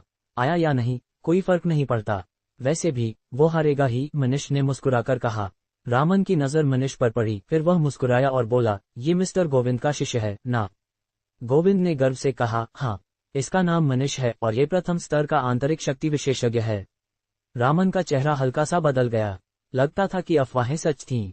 गोविंद ने वाकई एक आंतरिक शक्ति विशेषज्ञ को बुलाया था। मिस्टर रामन, आपको लगता है कि इस मुकाबले की जरूरत भी है? गोविंद ने मुस्कुराते हुए कहा। हम जयपुर में मनीष का मुकाबला करने वाले गिने चुने लोग हैं। गुरप्रीत ने बगल से तंज कसा। रामन ने मुस्कुराया। उसने गुरप्रीत की ओर देखा और कहा, मिस दत्त, तुम्हें इस वक्त पढ़ाई करनी चाहिए ना? फिर यहाँ अपने पिता के साथ मुकाबला देखने का समय कैसे मिला? गोविंद की भौहें तन गईं। गुरप्रीत जयपुर में अपनी बिगड़ैल हरकतों के लिए बदनाम थी। सभी जानते थे कि गोविंद की बेटी विद्रोही थी और उसे कुछ समय पहले कई स्कूलों से निकाला गया था। जाहिर था, रामन जानबूझकर पुरानी बातें उछाल रहा था। मैं जहां चाहूं जा सकती हूं। तुम्हें क्या, बूढ़े? गुरप्रीत ने गाली दी। रामन जोर से हंसा और दत्त परिवार को नजरअंदाज कर दिया। वे लोग दर्शक दीर्घा में बैठ गए और मुकाबले की शुरुआत का इंतजार करने लगे। पलक झपकते ही 10 मिनट से ज्यादा बीत गए। मिस्टर रामन, तुम्हारे लोग अभी तक क्यों नहीं आए? गोविंद ने हल्का सा तंज कसते हुए कहा। जल्दी क्या है? शायद रास्ते में ट्रैफिक जाम हो, रामन ने समझाया। हाँ, ट्रैफिक जाम या डर के मारे भाग गए। गोविंद ने तंज कसा। मिस्टर रामन, ऐसा करते हैं, तभी मनीष ने अचानक कहा। जब तुम्हारा शिष्य नहीं आया तो क्यों न मैं तुमसे मुकाबला करूं? मनीष ने अपनी मुट्ठी भींची। अगर तुम मेरा मुकाबला नहीं कर पाए तो तुम्हारे शिष्य को आने की जरूरत ही नहीं। रामन का चेहरा तुरंत बिगड़ गया। मनीष जाहिर तौर पर उसका अपमान कर रहा था। गोविंद ने अपने शिष्य को उसके साथ मुकाबले के लिए भेजा था। जीते या हारे, ये लोगों को हंसी का पात्र बना देता। हाँ, क्या तुम डर गए? ये तो मेरा एक शिष्य है, गोविंद ने बगल से मजाक उड़ाया। रामन का चेहरा बहुत खराब हो गया। उसने पिछले तंज को नजरअंदाज किया था, लेकिन मनीष का अपमान बहुत ज्यादा था। मिस्टर रामन, देर के लिए माफी चाहता हूँ। तभी शिवम की आवाज दरवाजे से आई। फिर शिवम, लांस, जुनैद और बाकियों के साथ रामन की ओर बढ़ा। शिवम, लांस और जुनैद के साथ धीरे धीरे भीड़ के सामने पहुंचा। मिस्टर शिवम, आप आ गए। शिवम को देखते ही रामन ने राहत की सांस ली। बगल में गोविंद और बाकियों के चेहरे ठंडे पड़ गए। ये तुम? गोविंद ने आंखें सिकोड़ते हुए कहा। शिवम ने तंज कसते हुए कहा, क्यों, मैं क्यों नहीं हो सकता? तुम गद्दार, तुम दूसरी तरफ चले गए। गुरप्रीत ने शिवम की ओर उंगली उठाकर गाली दी। शिवम ने उसकी ओर देखा और तंज कसते हुए कहा, गद्दार? मेरे और तुम्हारे बीच क्या रिश्ता है? बकवास मत करो। हमने तुम्हें पहले बुलाया था तो तुम किसी और के लिए नहीं जा सकते, समझे? गुरप्रीत ने घमंड से कहा। शिवम ने गुरप्रीत को ठंडी नजरों से देखा और कहा, ये मत सोचो कि दुनिया में हर कोई तुम्हारा बाप है और तुम्हें बिगाड़ेगा। अगर तुम लड़की न होती तो मैं तुम्हें कब का थप्पड़ मार चुका होता। ये सुनकर गुरप्रीत न सिर्फ संयमित हुई बल्कि और ज्यादा आक्रामक हो गई। उसने अपना चेहरा शिवम के सामने लाकर चिल्लाया, आ, मार के दिखा। कितना दम है तुझमें? शिवम ने तंज कसते हुए कहा, माफी, मैं कुत्तों को नहीं मारता। तुम? गुरप्रीत गुस्से में तिलमिला उठी और कुछ करने ही वाली थी। तभी मनीष ने हाथ बढ़ाकर गुरप्रीत को रोका और मुस्कुराते हुए कहा, गुरप्रीत, क्या तुम बदला नहीं लेना चाहती? ये अच्छा मौका है। गुरप्रीत हैरान रह गई, फिर उत्साह से बोली, हाँ, सही बात है। मनीष, तुम्हें उसे अच्छे से सबक सिखाना होगा। चिंता मत करो। मनीष की आंखों में जहर भरी चमक थी। गोविंद ने भी हल्का सा सिर हिलाया और कहा, सही है। एक निष्पक्ष मुकाबले में राठौर परिवार भी कुछ नहीं कह सकता। बगल में सुन रहे रामन को कुछ समझ नहीं आया। तो आप लोग एक दूसरे को जानते हैं? रामन ने हैरानी से कहा। गोविंद ने बेपरवाही से मुस्कुराकर कहा, हमारी मुलाकात हुई थी, लेकिन हम वाकई एक दूसरे को नहीं जानते। इस हारे हुए को भला कौन जानता है? गुरप्रीत ने हल्के से तंज कसा। शिवम को उनसे बहस करने की जरूरत नहीं लगी, तो उसने जवाब नहीं दिया। वे लोग दर्शक दीर्घा में बैठ गए और चुपचाप मुकाबले की शुरुआत का इंतजार करने लगे। इस समय मैदान में पहले से ही बहुत सारे लोग आ चुके थे। ये वो शिवम नहीं है जो कुछ समय पहले राठौर परिवार के भोज में नजर आया था। हाँ, मैंने सुना कि उसने शेनतियान की बांह भी तोड़ दी थी। ये लड़का हाल में बहुत अच्छा कर रहा है। जयपुर में बड़ा नाम हो गया है। राठौर परिवार के बिना ये कुछ भी नहीं है। लोग एक एक करके बोल रहे थे, लेकिन ज्यादातर लोग शिवम को ऊंचा नहीं मानते थे। मनीष, मैं चाहती हूं कि तुम उसकी टांगें तोड़ दो, मेरे लिए बदला लो, गुरप्रीत ने जहरीले चेहरे के साथ कहा। मनीष ने बेपरवाही से मुस्कुराकर कहा, ठीक है, जैसा तुम कहती हो, मैं उसकी दोनों टांगें तोड़ दूंगा। हालांकि उनकी आवाज बहुत धीमी थी, शिवम इसे साफ सुन सकता था। कितना क्रूर है। शिवम का चेहरा ठंडा पड़ गया। वह सिर्फ एक बहस की वजह से किसी की टांगें तोड़ना चाहता था। कितना जालिम। शिवम ने उनकी ओर ठंडी नजरों से देखा और मन ही मन फैसला कर लिया। तभी मेजबान मंच पर आया। मेजबान के परिचय के साथ मुकाबला आधिकारिक रूप से शुरू हुआ। मनीष, जरा भी रहम मत करना, गोविंद ने मंच पर जाने से पहले मनीष से चिल्लाकर कहा। मनीष ने हल्का सा झुककर कहा, चिंता मत कीजिए अंकल दत्त। रामन थोड़ा चिंतित था। उसने धीमी आवाज में याद दिलाया, मिस्टर शिवम, आपको सावधान रहना होगा। दत्त परिवार मार्शल आर्ट स्कूल के लोग हमेशा से क्रूर रहे हैं। शिवम ने मुस्कुराकर कहा, चिंता मत करो मिस्टर रामन। दोनों मंच पर खड़े हुए और एक दूसरे को ठंडी नजरों से देखने लगे। मनीष के होंठों पर तंज भरी मुस्कान आए और उसने कहा, अब भी पछताने का समय है। अगर तुम गुरप्रीत से माफी मांग लो तो मैं तुम्हें माफ कर सकता हूँ। शिवम ने सिर हिलाया और कहा, माफी, अब बहुत देर हो चुकी है। मैं तुम्हें छोड़ने का इरादा नहीं रखता। ये सुनकर मनीष जोर से हंस पड़ा। कितना घमंडी, आज मैं तुम्हें दिखाऊंगा कि आंतरिक शक्ति विशेषज्ञ क्या होता है, मनीष ने चिल्लाकर कहा और उसके शरीर में आंतरिक शक्ति तेजी से बहने लगी। मनीष ने दहाड़ते हुए अपनी मुट्ठियां भींचकर शिवम की ओर दौड़ा। मनीष बहुत क्रूर था। उसने हाथ उठाया और पूरी ताकत से शिवम की ओर झपटा। इससे शिवम का चेहरा और ठंडा हो गया। हमारे बीच क्या दुश्मनी है? ये तो सचमुच मुझे मार डालना चाहता है। शिवम ने आंखें सिकोड़ते हुए धीरे से बुदबुदाया, जैसा कि मिस्टर दत्त के शिष्य से उम्मीद थी।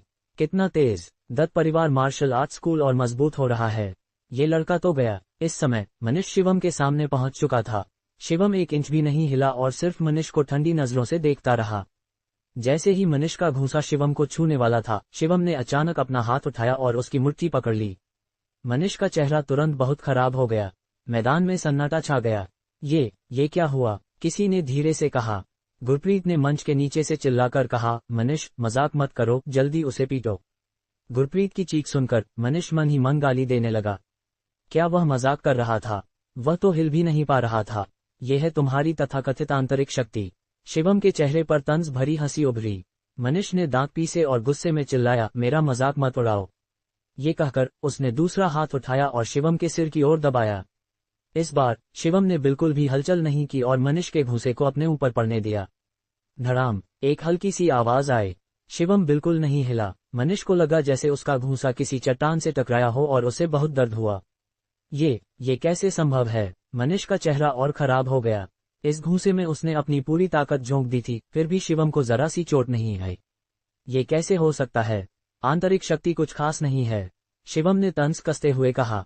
मनीष ने दांत पीसे। उसने पूरी कोशिश की कि वह छूट जाए, लेकिन उसे एहसास हुआ कि उसकी ताकत शिवम के सामने कुछ भी नहीं थी। इस पल मनीष के दिल में अनकहा डर भर गया। वह इस आदमी का मुकाबला बिल्कुल नहीं कर सकता था। इस समय मनीष सिर्फ भागना चाहता था। मनीष, जल्दी उसकी बांह तोड़ो, रहम मत करो, गुरप्रीत ने दर्शक दीर्घा से बेतहाशा चिल्लाया।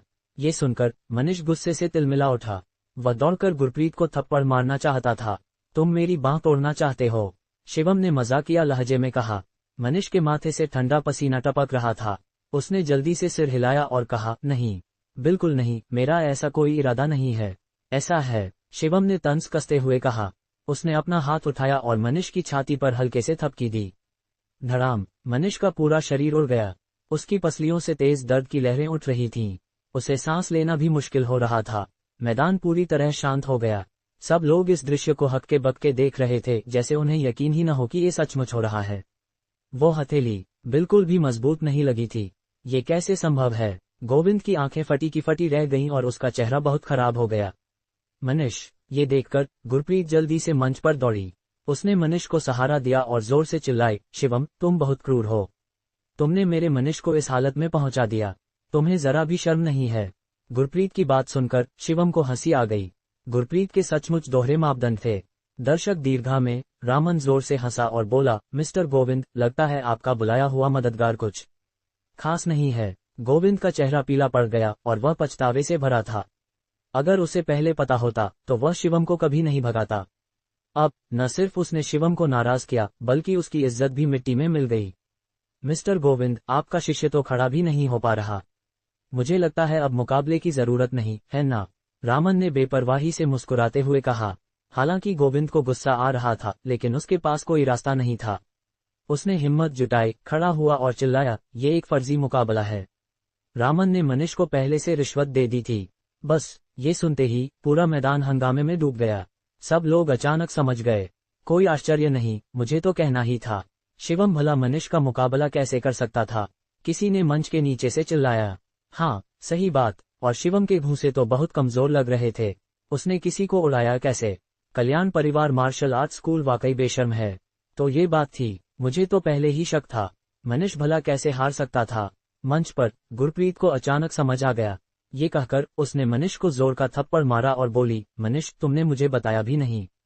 तुमने मुझे डरा दिया। पहले से ही पसली टूटी होने की वजह से गुरप्रीत के थप्पड़ से मनीष को बहुत दर्द हुआ।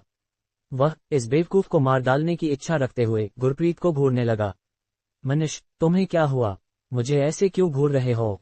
गुरप्रीत ने बुदबुदाया। मनीष ने दांत पीसे और कहा, कुछ नहीं। जब जनता की राय एक तरफा हो गई, गोविंद ने तंज भरी मुस्कान बिखेरी। तुम मुझसे मुकाबला करना चाहते हो? तुम मेरे लायक नहीं हो, गोविंद ने उदासीनता से कहा। रामन का चेहरा राख की तरह हो गया। वह दांत पीसते हुए बोला, गोविंद, तुम सचमुच बेशर्मी की हद हो। हाहा, इसे रणनीति कहते हैं। गोविंद को शर्मिंदगी नहीं बल्कि गर्व महसूस हुआ। रामन, मुकाबला जीत कर भी क्या? तुम्हारा मार्शल आर्ट स्कूल फिर भी हारा, गोविंद ने कुछ गर्व के साथ कहा। रामन गुस्से में था, लेकिन गोविंद का कुछ नहीं बिगाड़ सकता था। गोविंद खड़ा हुआ और उदासीनता से बोला, ये तमाशा अब खत्म होना चाहिए। मुझे यकीन है कि सभी ने कल्याण परिवार के स्कूल की ताकत साफ देख ली है। मैं अब तुम लोगों के साथ और मजाक नहीं करूंगा। अलविदा। ये कहकर गोविंद पलटा और जाने लगा। वह अपने आखिरी मिनट की चालाकी पर बहुत गर्व महसूस कर रहा था। रुकिए। तभी शिवम ने मंच से अचानक पुकारा। गोविंद रुक गया। उसने पलटकर बेपरवाही से मुस्कुराते हुए कहा, कुछ और है? शिवम ने आंखें सिकोड़कर कहा, मिस्टर गोविंद, जब आप कहते हैं कि मिस्टर रामन ने मनीष को रिश्वत दी, तो ऐसा करते हैं। आप आइए और हम दोनों मुकाबला करें। ये सुनकर गोविंद का चेहरा तुरंत बदल गया। उसे अच्छी तरह पता था कि मनीष को रिश्वत नहीं दी गई थी, बल्कि ताकत का अंतर बहुत ज्यादा था। शिवम की ताकत ऐसी थी कि गोविंद भी उसका मुकाबला नहीं कर सकता था। तुम बहुत घमंडी हो। क्या तुम्हें लगता है कि तुम मेरे पिता का मुकाबला कर सकते हो? गोविंद कुछ बोलने से पहले ही गुरप्रीत ने बगल से चिल्लाना शुरू कर दिया। शिवम ने गुरप्रीत को नजरअंदाज किया। इसके बजाय उसने गोविंद की ओर ठंडी नजरों से देखा और कहा, मिस्टर गोविंद, प्लीज। गोविंद ने गहरी सांस ली और बेशर्मी से मुस्कुराते हुए कहा, अगर तुम मुकाबला करना भी चाहते हो तो मिस्टर रामन से करो। तुम जैसे शिष्य को क्या हक है? अगर तुम में हिम्मत नहीं है तो साफ कह दो कि हिम्मत नहीं है। मैं तुम्हें नहीं मारूंगा, शिवम ने उदासीनता से कहा। ये सुनकर गुरप्रीत ने फिर चिल्लाया, अरे तुम्हें बहुत घमंड है। तुम अपने आप को समझते क्या हो? फिर गुरप्रीत ने गोविंद की ओर चिल्लाकर कहा, पापा, इसे सबक सिखाए और मेरे लिए बदला लीजिए। इसकी टांगें तोड़ दीजिए। गुरप्रीत गोविंद को एकदम मुश्किल में डाल रही थी। इस पल गोविंद सचमुच चाहता था कि गुरप्रीत चुप हो जाए। मिस्टर गोविंद, मिस दत्त सही कह रही हैं। इस घमंडी लड़के को सबक सिखाए। बाकी लोग भी चिल्लाने लगे। हाँ, मिस्टर गोविंद, इसे जूनियर्स को पढ़ाने के तौर पर लीजिए। मिस्टर गोविंद, इसे पीट दीजिए। बेशुमार लोगों के तंज से गोविंद के लिए पीछे हटना मुश्किल हो गया। अगर वह मंच पर गया तो वह आज शिवम से जरूर हारेगा, लेकिन अगर वह मंच पर नहीं गया तो दत्त परिवार मार्शल आर्ट स्कूल की इज्जत मिट्टी में मिल जाएगी। मेरा पेट ठीक नहीं है, गोविंद ने बेशर्मी से कहा। शिवम ने तंज कसते हुए कहा, मिस्टर गोविंद, शायद आपको नहीं पता कि मैं एक डॉक्टर भी हूँ। जयपुर में मशहूर आत्मपोषण गोली मैंने ही बनाई है। मैं गवाही दे सकता हूँ, लांस ने जल्दी कहा। गोविंद ने दांत पीसे। वह कोई और बहाना ढूंढने ही वाला था कि शिवम ने एक कदम आगे बढ़ाया और कहा, लगता है आप में वाकई हिम्मत नहीं है। क्या आप जयपुर के नंबर 1 मार्शल आर्टिस्ट कहलाने के लायक हैं? बच्चे, बहुत घमंड मत कर। गोविंद के लहजे में कुछ गुस्सा था। उसने दहाड़ते हुए कहा और फिर मंच की ओर बढ़ा। लगता है मैं तुमसे वाकई डरता हूँ। मैं बस तुम्हें चोट नहीं पहुंचाना चाहता, गोविंद ने ठंडे चेहरे के साथ कहा। शिवम ने हल्के से आंखें सिकुड़ी और ठंडे लहजे में कहा, तुम जैसे लोग मुझे सचमुच घिनौने लगते हैं। तुम्हारी बेटी ने कहा कि वह मेरी टांगें तोड़ेगी। मैं भी एक समझदार इंसान हूँ। मैं सिर्फ तुम्हारी दोनों टांगें तोड़ूंगा। मैं तुम्हें जरूर नहीं मारूंगा। गोविंद का चेहरा बहुत बदल गया। वह कुछ बोलने ही वाला था कि शिवम पहले ही उसकी ओर बढ़ चुका था। शिवम की रफ्तार बहुत तेज थी। उसके घूंसे की हवा डरावनी थी। गोविंद घबरा गया। शिवम की ताकत उसकी कल्पना से कहीं ज्यादा थी। अरे नहीं, गोविंद घबराकर पीछे हटा, लेकिन शिवम ने उसे कोई मौका नहीं दिया।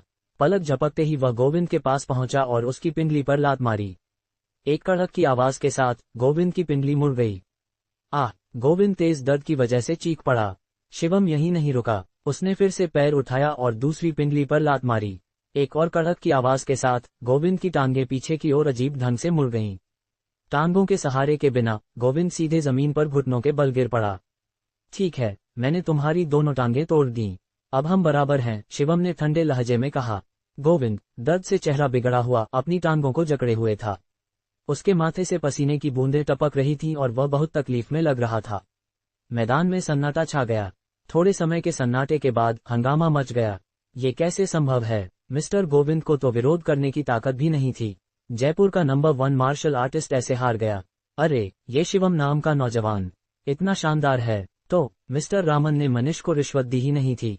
कोई आश्चर्य नहीं कि उसे राठौर परिवार ने पसंद किया। गोविंद का चेहरा बहुत खराब था। वह चाहता था कि कहीं छुप जाए। अगर उसे पहले पता होता तो वह शिवम को कभी नाराज नहीं करता।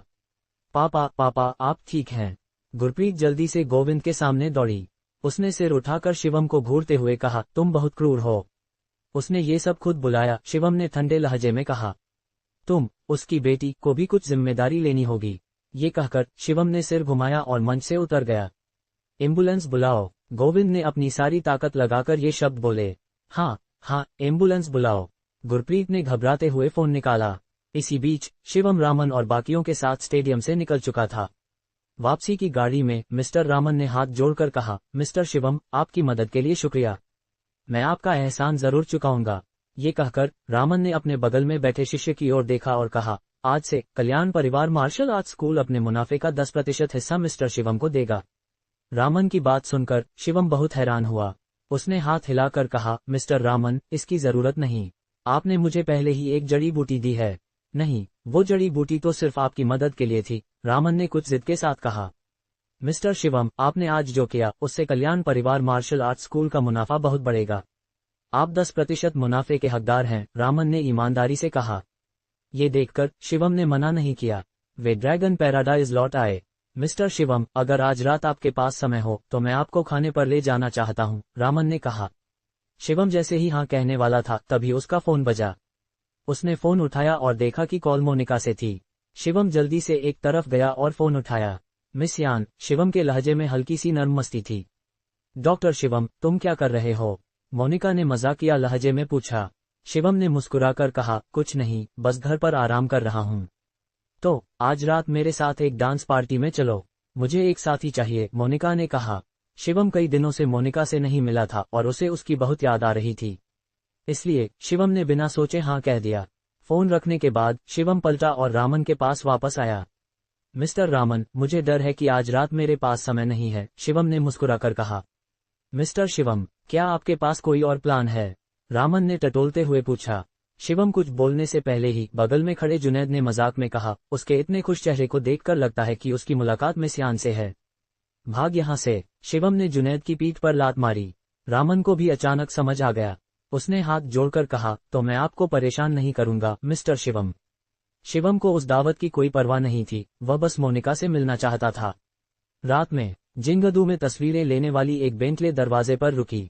मोनिका ने खिड़की नीचे की और शिवम की ओर हाथ हिलाया। शिवम जल्दी से गाड़ी के पास दौड़ा। गाड़ी में बैठो, मोनिका ने आंख मारते हुए कहा।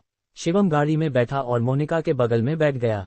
पता नहीं गर्मी की वजह से था या कुछ और, लेकिन मोनिका का चेहरा लाल था जो चांदनी में और भी आकर्षक लग रहा था। शिवम मोनिका को एकटक देखता रहा और इतना मंत्रमुग्ध था कि नजरें हटा ही नहीं पा रहा था। देख लिया, मोनिका ने हाथ बढ़ाकर शिवम का सिर थपथपाया। तब जाकर शिवम होश में आया। उसने अपनी नाक रगड़ी, थोड़ा शर्मिंदा सा दिखा। तुम्हें एक अच्छी खबर सुनाऊं, मोनिका ने कहा। क्या अच्छी खबर? शिवम ने जल्दी पूछा। मोनिका ने मुस्कुराकर कहा, हाल ही में चुजोहू में ठक्कर परिवार के प्रोडक्ट्स का मार्केट शेयर लगातार गिर रहा है। कुछ ही दिनों में ये करीब 10% गिर गया। मुझे लगता है जल्दी ही शेंतियान तुमसे मिलने आएगा, मोनिका ने हंसते हुए कहा। शिवम को ये सुनकर बहुत अच्छा आश्चर्य हुआ। उसने सोचा था कि इसका असर होने में कम से कम 1 महीना लगेगा, लेकिन ये उसकी उम्मीदों से कहीं ज्यादा था। शिवम, मैं तुमसे एक सवाल पूछूं? तभी मोनिका ने अचानक गंभीर चेहरे के साथ कहा। क्या सवाल? शिवम ने पूछा। मोनिका ने अपने बालों को सहलाया और मुस्कुराकर कहा, अगर शेन यून तुमसे गिड़गिड़ाने आए तो क्या तुम उसे माफ कर दोगे? ये सवाल सुनकर शिवम थोड़ा चुप हो गया। बचपन से ही शिवम हमेशा दयालु रहा था। अगर कोई उसे चोट भी पहुंचाता तो शिवम उसे माफ कर देता था। लेकिन जैसे जैसे वह बड़ा हुआ, शिवम को धीरे धीरे एहसास हुआ कि उसकी दयालुता न सिर्फ उसे दूसरों की इज्जत नहीं दिलाती, बल्कि लोग उसे और नीचा देखते थे।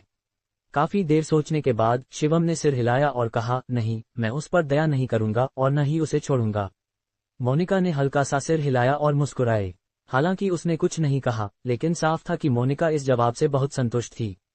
आगे बैठे सेक्रेटरी ने बेपरवाही से कहा, ठक्कर परिवार सालों से मशहूर है, तो अगर वो गिर भी रहा है तो उसे आसानी से खत्म करना मुमकिन नहीं होगा। शिवम को पता था कि ये सेक्रेटरी उसे नीचा देखता है, तो उसने न नम्रता और न घमंड के साथ जवाब दिया, शायद तुम ठक्कर परिवार को बहुत ऊंचा समझते हो, या शायद तुम मुझे बहुत कम आंकते हो, लेकिन ये छोटा मोटा ठक्कर परिवार मुझे नहीं रोक सकता, और वो मेरा लक्ष्य भी नहीं है। ये सुनकर सेक्रेटरी ने पलटकर देखा। उसने शिवम को कुछ आश्चर्य से देखा और फिर चुपके से मोनिका की ओर देखा, जैसे उसे शिवम की बातों पर बहुत हैरानी हो रही हो। ऐसा इसलिए नहीं था, बल्कि इसलिए कि मोनिका ने भी यही शब्द कहे थे। अगर तुम सचमुच ठक्कर परिवार को खत्म कर सकते हो तो शायद मैं तुम्हें नए सिरे से देखूं, सेक्रेटरी ने उदासीनता से कहा।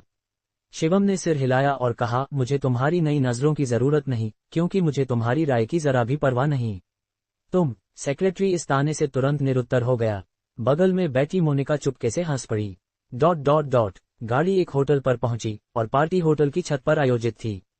यहाँ मेरा इंतजार करो, मोनिका ने सेक्रेटरी से कहा। जी मिस, सेक्रेटरी ने सिर हिलाया। फिर मोनिका और शिवम एक साथ होटल में चले गए। छत पर पहुंचकर मोनिका ने अपनी बांह बढ़ाई और आंखें घुमाकर कहा, क्या मुझे तुम्हें ये भी सिखाना पड़ेगा कि अब क्या करना है?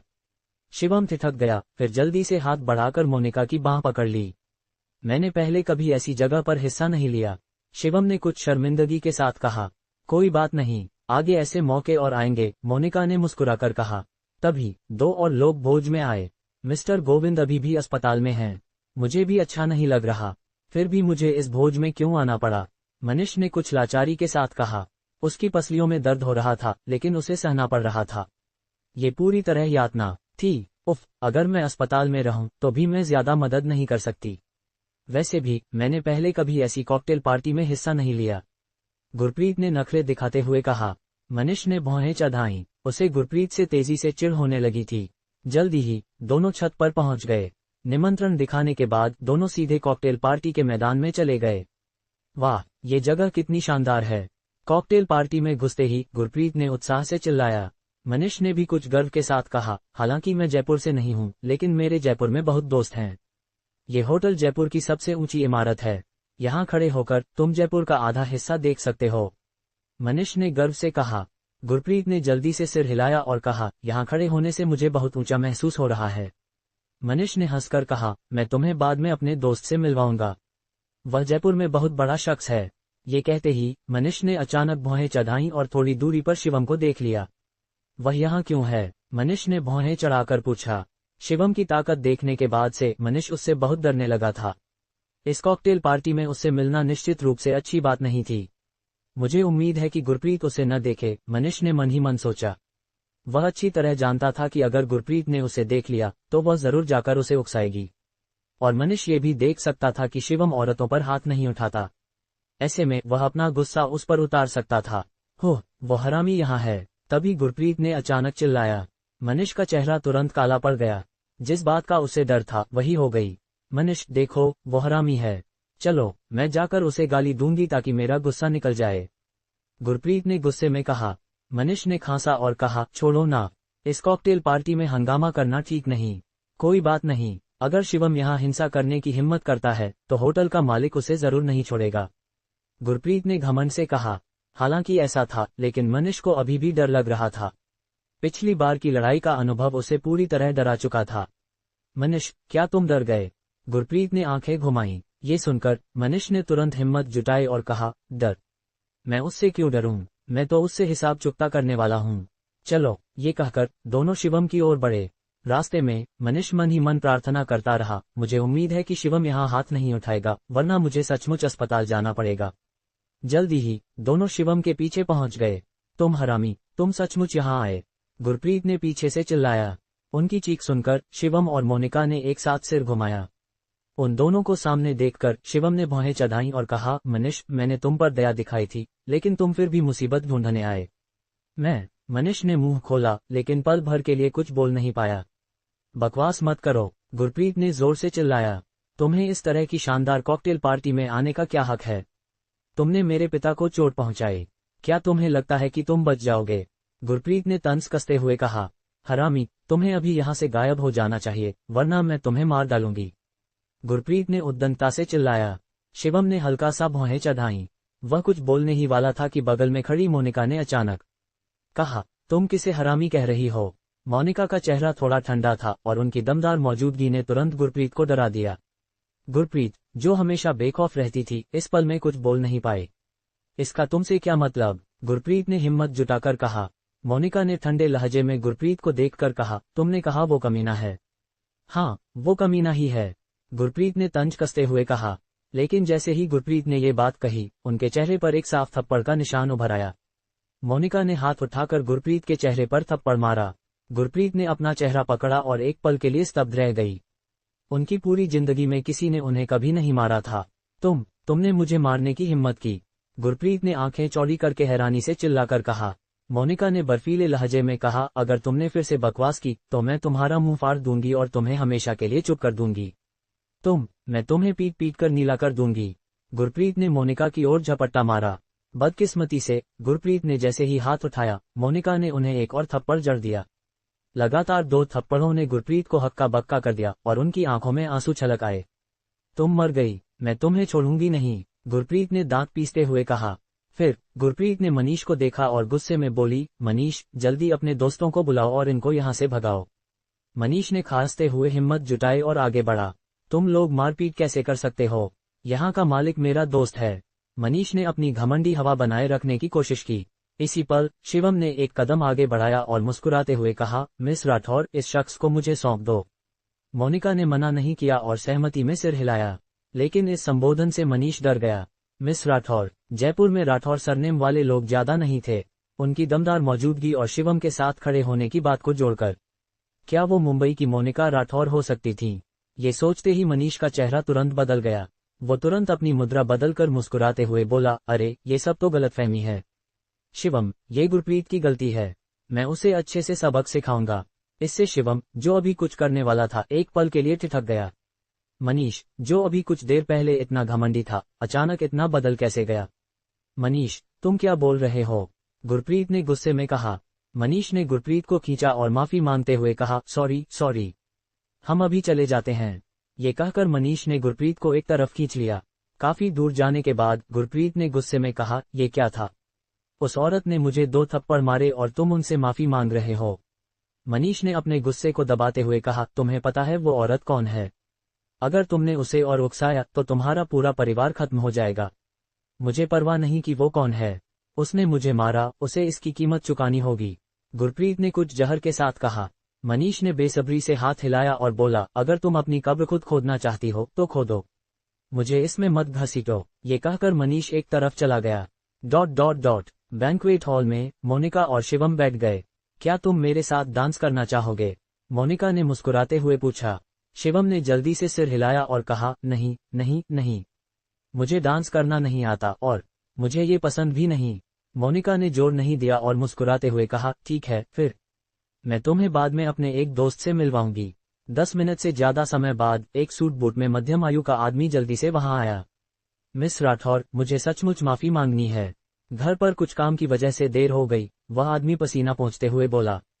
मोनिका ने मुस्कुराते हुए कहा, मिस्टर डेविड, इतना औपचारिक होने की जरूरत नहीं, कृपया बैठिए। मिस्टर डेविड नाम का वो शख्स जल्दी से सिर हिलाकर बैठ गया। फिर मोनिका ने मुस्कुराते हुए कहा, आइए मैं आपका परिचय करवाती हूँ। ये पुणे के सेंट्रल बैंक के मैनेजर डेविड हैं। ये कहकर मोनिका ने शिवम की ओर देखा और कहा, और ये है शिवम। डेविड जल्दी से खड़े हुए और शिवम से गर्मजोशी से हाथ मिलाया। मिस्टर शिवम, आप हाल ही में काफी मशहूर हुए हैं, आपका नाम पुणे में छाया हुआ है, डेविड ने विनम्रता से मुस्कुराते हुए कहा।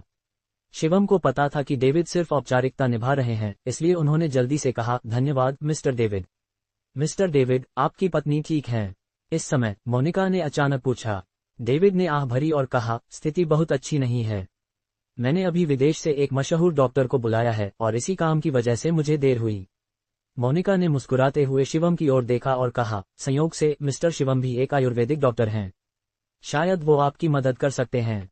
डेविड ने शिवम को देखा और आश्चर्य का नाटक करते हुए कहा, मिस्टर शिवम आयुर्वेदिक डॉक्टर हैं? हाँ, कुछ, शिवम ने कहा। असल में शिवम को ठीक नहीं पता था कि वो क्या हैं। तो फिर मैं आपको तकलीफ दूंगा मिस्टर शिवम, डेविड ने मुस्कुराते हुए कहा। शिवम, मिस्टर डेविड ने अपनी पत्नी की जिम्मेदारी तुम्हें सौंपी है, तुम उन्हें निराश नहीं कर सकते, मोनिका ने शिवम की ओर आंख मारते हुए कहा। शिवम ने सिर हिलाया और मन ही मनाह भरी। पुणे का सेंट्रल बैंक पुणे का सबसे बड़ा बैंक था। लगभग सभी कमर्शियल लोन सेंट्रल बैंक से ही मंजूर होते थे। शिवम को मोनिका की मंशा कैसे नहीं समझ आती। वो साफ तौर पर उनके लिए रास्ता बना रही थीं। शिवम को मोनिका की नेकनियति साफ समझ आ रही थी। थोड़ी दूर पर खड़े डेविड कुछ परेशान लग रहे थे। वो नहीं चाहते थे कि शिवम उनकी मदद करें, लेकिन मोनिका की बात ने उन्हें कोई रास्ता नहीं छोड़ा। इस पल में, चाहे वो तैयार हो या न हो, उन्हें सहमत होना ही था। तो फिर मैं मिस्टर शिवम को तकलीफ दूंगा, डेविड ने मजबूरी में मुस्कुराते हुए कहा। शिवम भी काफी असहाय महसूस कर रहे थे। हालांकि उनकी चिकित्सा कला शानदार थी, लेकिन बहुत कम लोग उन्हें मान्यता देते थे, इसलिए डेविड को दोष नहीं दिया जा सकता था। बैंक्वेट के बाद मोनिका ने शिवम को ड्रैगन पैराडाइज पहुंचा दिया। कार प्रवेश द्वार पर रुकी, लेकिन दोनों जल्दी में उतरने के मूड में नहीं थे। इस समय मोनिका ने अचानक शिवम की ओर देखा और पूछा, शिवम, अगर एक दिन मैं मुंबई लौट जाऊं तो क्या तुम अपना ख्याल रख पाओगे? ये सुनकर शिवम ठिठक गए। उन्होंने जल्दी से पूछा, मिस राठौर, क्या तुम मुंबई लौट रही हो? मोनिका ने सिर हिलाया और कहा, अभी नहीं, लेकिन एक दिन तो मुझे लौटना ही होगा। शिवम ने मुंह खोला, लेकिन उन्हें समझ नहीं आया कि क्या कहें। हाँ, मोनिका को देर सवेर मुंबई लौटना ही था। वही उनका घर था, लेकिन शिवम की मौजूदा काबिलियत के साथ मुंबई जाना उनके लिए मौत को दावत देने जैसा था। मोनिका एक अमीर घर की बेटी थीं। मुंबई में भी वो एक बड़ी हस्ती थीं। शायद उनके पीछे अनगिनत लोग पड़ते हों। शिवम की मौजूदा काबिलियत के साथ मोनिका उनके लिए बहुत ऊंची थीं। अगर तुम मुंबई लौट गईं, तो मैं कोशिश करूंगा कि जल्द से जल्द मुंबई आऊं और तुमसे शादी का प्रस्ताव रखूं, शिवम ने गहरी सांस लेकर गंभीरता से जवाब दिया। शिवम का जवाब सुनकर मोनिका ने अपनी आंखें झपकाईं और कहा, तुम्हारे इस वादे से मैं संतुष्ट हूं। मोनिका ने शिवम को उतारने के बाद राठौर परिवार के हवेली लौट गईं। अगले दिन मोनिका शहर के बीच में एक इवेंट में हिस्सा लेने जा रही थीं। वो अभी बाहर निकली ही थी कि उनकी कार को कुछ लोगों ने रोक लिया। मिस राठौर, दो कारें हमारा रास्ता रोक रही हैं, ड्राइवर ने भौहें सिकोड़ते हुए कहा। मोनिका ने नजर उठाई और थोड़ा हैरान हो गईं। जयपुर में कोई उनकी कार रोकने की हिम्मत कर रहा था। मिस राठौर, आप थोड़ा इंतजार करें, मैं जाकर देखता हूं, सेक्रेटरी ने कहा। नहीं, जरूरत नहीं, मोनिका ने सिर हिलाया। वो कार का दरवाजा खोलकर बाहर निकल गईं। मोनिका के बाहर निकलते ही रास्ता रोकने वाली कारों से 7-8 लोग कूद पड़े। उनका लीडर एक सोने की फ्रेम वाला चश्मा पहने युवक था और उसके पीछे थी गुरप्रीत। गुरप्रीत को देखकर मोनिका का चेहरा ठंडा पड़ गया। कमीनी, मैं तुम्हारा काफी देर से इंतजार कर रही थी। गुरप्रीत गुस्से में मोनिका के सामने दौड़कर आए। सचिन, यही वो है जिसने मुझे मारा, गुरप्रीत ने गुस्से में कहा। सचिन नाम का वो युवक मुस्कुराते हुए आगे आया। जब उसने मोनिका का चेहरा साफ देखा तो वो हैरान रह गया। ये औरत बहुत खूबसूरत थी। ये कहना गलत नहीं होगा कि देश में कोई उनकी टक्कर की नहीं थी। उसने ब्यूटी कॉन्टेस्ट में भी ऐसी खूबसूरत औरत नहीं देखी थी। सचिन, जल्दी करो और इसे सबक सिखाओ, गुरप्रीत ने बगल से उकसाया। सचिन ने मुस्कुराते हुए कहा, मिस, तुम इतनी खूबसूरत हो कि मुझसे सचमुच कुछ करने को नहीं बनता। क्यों न तुम गुरप्रीत से माफी मांग लो और इस बात को यहीं खत्म कर दो, सचिन ने कहा। मोनिका ने सचिन को ठंडे नजरों से देखा और कहा, निकाल ले। सचिन ठिठक गया और उसके चेहरे पर नाराजगी उभर आई। हालांकि मैं औरतों पर रहम करता हूं, इसका मतलब ये नहीं कि मेरा कोई गुस्सा नहीं, सचिन ने ठंडे लहजे में कहा। बगल में खड़ी गुरप्रीत चिल्लाई, कल तुम बहुत अकड़ रही थी न? कल तुमने मुझे थप्पड़ मारा था न? आज फिर से अपनी अकड़ दिखाओ। ठीक है, मोनिका ने हाथ उठाया और गुरप्रीत को फिर से एक थप्पड़ जड़ दिया। गुरप्रीत ठिठक गई और फिर वो पागलों की तरह चिल्लाई, तुम मर गई, मैं तुम्हें मार डालूंगी, कमीनी। बगल में खड़ा सचिन भी ठंडे चेहरे के साथ बोला, जब तुम मेरी इज्जत के लिए पीछे नहीं हट रही हो तो मुझे दोष मत दो कि मैं बदतमीजी कर रहा हूं। रुको। इस पल में सेक्रेटरी अचानक कार से बाहर निकला।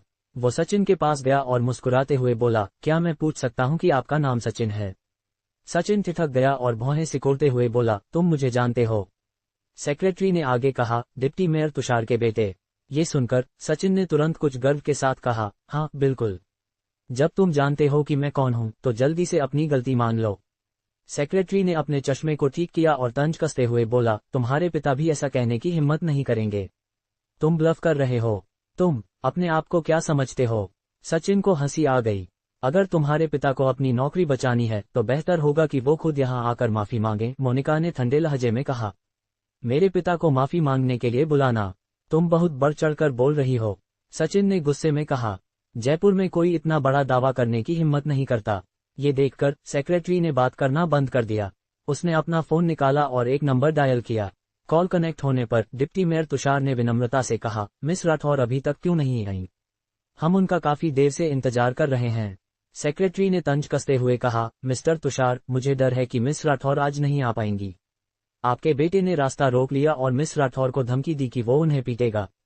मिस्टर तुषार, मैं आपको याद दिला दूं कि आप इसे ठीक करें। ये कहकर सेक्रेटरी ने फोन काट दिया।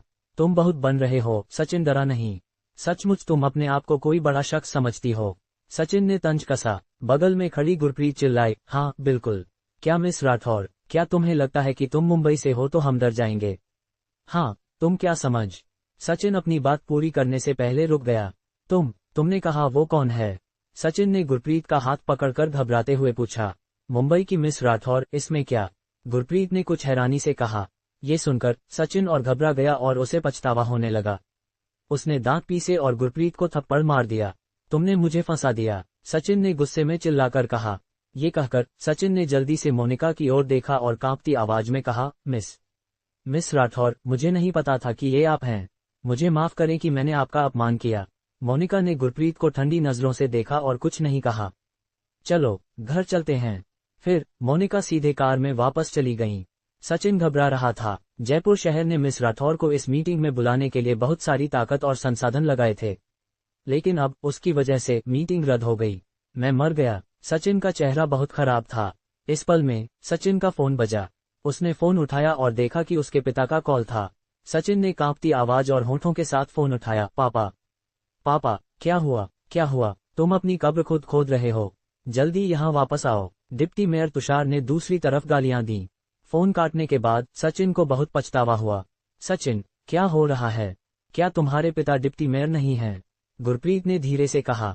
सचिन, जो गुरप्रीत को मार डालना चाहता था उसने उसे घूरा।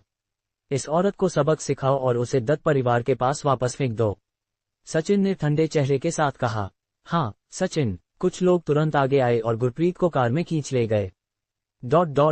इस समय थक्कर परिवार का मार्केट शेयर अभी भी गिर रहा था और पूंजी का प्रवाह भी मुश्किलों में था। मिस्टर सुनील, हमारी पूंजी में बड़ी समस्या आ गई है, सुनील के सेक्रेटरी ने आह भरते हुए कहा। सुनील ठंडे चेहरे के साथ खिड़की के सामने खड़ा था। वो एक पल के लिए चुप रहा और बोला, कोई बात नहीं। मैंने जो नया लोन अप्लाई किया था वो शायद जल्दी ही पास हो जाएगा, लेकिन हमारा मार्केट शेयर अभी भी गिर रहा है, सेक्रेटरी ने आह भरी। सुनील ने कुछ नहीं कहा। उसने अपने हाथ में आत्मा पोषण गोली पकड़ी थी और गहरे विचार में डूब गया। उसने कभी नहीं सोचा था कि इतनी छोटी सी गोली वाकई कंपनी को इतना बड़ा नुकसान पहुंचाएगी। सुनील के लिए और भी हैरानी की बात यह थी कि मोनिका ने पहले ही भविष्यवाणी कर दी थी कि थक्कर परिवार की पूंजी खत्म हो जाएगी और लोन पास हो जाएगा। इसीलिए उन्होंने शिवम को पुणे के सेंट्रल बैंक के प्रेसिडेंट से मिलवाया था। सब कुछ मोनिका की उम्मीदों के मुताबिक ही हो रहा था। ... मिस्टर शिवम, हम कहाँ जा रहे हैं? इस समय शिवम और जुनैद पहले ही बस स्टॉप पर पहुंच चुके थे। शिवम ने मुस्कुराते हुए कहा, प्रांतीय राजधानी। हालांकि डेविड ने अपनी पत्नी को जयपुर लाने का सुझाव दिया था, लेकिन वो आखिरकार एक बीमार व्यक्ति थी। वो थकान सहन नहीं कर सकती थी, इसलिए शिवम ने इसे ठुकरा दिया था। बस स्टेशन के प्रवेश द्वार पर खड़े होकर शिवम और जुनैद ने 2 टिकट खरीदे। मिस्टर शिवम, आप कार क्यों नहीं खरीद लेते?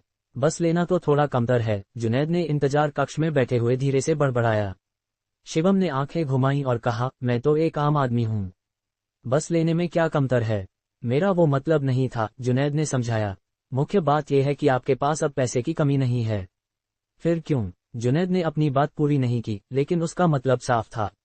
शिवम ने हल्के से सिर हिलाया और कहा, मेरे पास अब पैसे की कमी नहीं है, लेकिन पैसे को समझदारी से खर्च करना चाहिए। कार खरीदना शिवम के लिए ज्यादा फायदेमंद नहीं था, बस लेना कहीं ज्यादा किफायती था। इसके अलावा शिवम घमंडी इंसान नहीं था, उसे अपनी शान दिखाने के लिए कार की जरूरत नहीं थी। 10 मिनट से ज्यादा समय बाद दोनों प्रांतीय राजधानी जाने वाली बस में सवार हो गए। जैसे ही वो बैठे, किसी ने शिवम के कंधे पर थपकी दी। शिवम ने पीछे मुड़कर देखा तो एक फैशनेबल लड़की उन्हें देख रही थी। क्या तुम शिवम हो? उसने हिचकिचाते हुए पूछा। शिवम ने लड़की को गौर से देखा और अचानक चिल्लाया, तुम नित्या हो? हाँ, मैं ही हूँ शिवम, मुझे नहीं पता था कि तुम यहाँ मिलोगे, नित्या ने कुछ हैरानी से कहा। नित्या शिवम की हाई स्कूल की सहपाठी थी और वो अकेली थी जिसके साथ उसका अच्छा रिश्ता था। इसकी वजह कुछ और नहीं थी, बल्कि नित्या की पृष्ठभूमि शिवम जैसी थी। दोनों बचपन से अनाथ थे, इसलिए क्लास में लोग उनकी अनदेखी करते थे। पिछली क्लास रियूनियन में नित्या को भी नहीं बुलाया गया था। हम 10 साल से ज्यादा समय बाद मिले हैं। तुम बदल गए हो, शिवम ने नित्या को देखकर तारीफ की। उन्हें याद था कि स्कूल में नित्या एक ऐसी लड़की थी जो सजना संवरना नहीं जानती थी और पुराने कपड़े पहनती थी। अब वो एक खूबसूरत महिला बन चुकी थी। तुम भी, नित्या ने कुछ शर्मिंदगी से कहा। वैसे क्या तुम भी प्रांतीय राजधानी में काम करने जा रहे हो? नित्या ने पूछा। शिवम ने सिर हिलाया और मुस्कुराते हुए कहा, मैं किसी का इलाज करने जा रहा हूँ। इलाज करने? नित्या थोड़ी हैरान हुई। कुछ सालों में तुम डॉक्टर बन गए, नित्या ने हैरानी से कहा। शिवम ने मुस्कुराकर कोई सफाई नहीं दी। नित्या एक गरीब परिवार में पैदा हुई थी, इसलिए उसने कड़ी मेहनत से पढ़ाई की और अब एक प्रतिष्ठित यूनिवर्सिटी से मास्टर्स डिग्री हासिल की थी। अगर इस बार काम ठीक रहा तो उसका भविष्य बहुत अच्छा होगा। दोनों रास्ते भर बात करते रहे और प्रांतीय राजधानी पहुंचने तक रुके नहीं। जाने से पहले नित्या ने शिवम को अपना फोन नंबर दिया और कहा, जब समय हो फिर से संपर्क करेंगे। जब मेरी नौकरी स्थिर हो जाएगी मैं तुम्हें खाने पर बुलाऊंगी। शिवम ने मुस्कुराते हुए कहा, ठीक है, ये वादा रहा। फिर नित्या ने टैक्सी ली और वहां से चली गई। शिवम और जुनैद स्टेशन पर खड़े होकर डेविड की कार का इंतजार कर रहे थे। 10 मिनट बाद एक ऑडी A6 उनके सामने रुकी। कार में डेविड के बेटे सैमुअल ने भौहें सिकोड़ते हुए कहा, पापा, क्या आप सचमुच शिवम को मम्मी की बीमारी का इलाज करने देंगे? डेविड ने हल्की सी आह भरी। वो स्वाभाविक रूप से शिवम पर भरोसा नहीं कर सकते थे, लेकिन मोनिका का इरादा बहुत साफ था। डेविड के पास कोई चारा नहीं था। अगर शिवम समझदार है तो वो शायद दखल नहीं देगा, डेविड ने आह भरी। सैमुअल ने भौहें सिकोड़कर कहा, लेकिन अगर वो जोर देगा तो? डेविड का चेहरा तन गया और उनका चेहरा चिंता से भरा था। तुम्हारी मम्मी के लिए मुझे राठौर परिवार को नाराज करना पड़ेगा, डेविड ने दांत पीसते हुए कहा, जैसे कि उन्होंने कोई बड़ा फैसला लिया हो। इसके बाद डेविड कार से उतरे और शिवम के पास गए। मिस्टर शिवम, कृपया कार में बैठें, डेविड ने विनम्रता से कहा। शिवम ने डेविड का अभिवादन किया और फिर जुनैद के साथ कार में बैठ गए। दोस्तों, ये एपिसोड यहीं तक था। अगर आपको ये कहानी पसंद आई तो कृपया कमेंट में जरूर बताएं ताकि हमें प्रेरणा मिले और हम अगला एपिसोड जल्दी से जल्दी ला सकें। इस कहानी के बारे में अपने कमेंट्स में राय दें ताकि हमें पता चले कि आपको हमारी ये कहानी पसंद आई या नहीं। इससे हमें इस कहानी को अपने चैनल पर जारी रखने में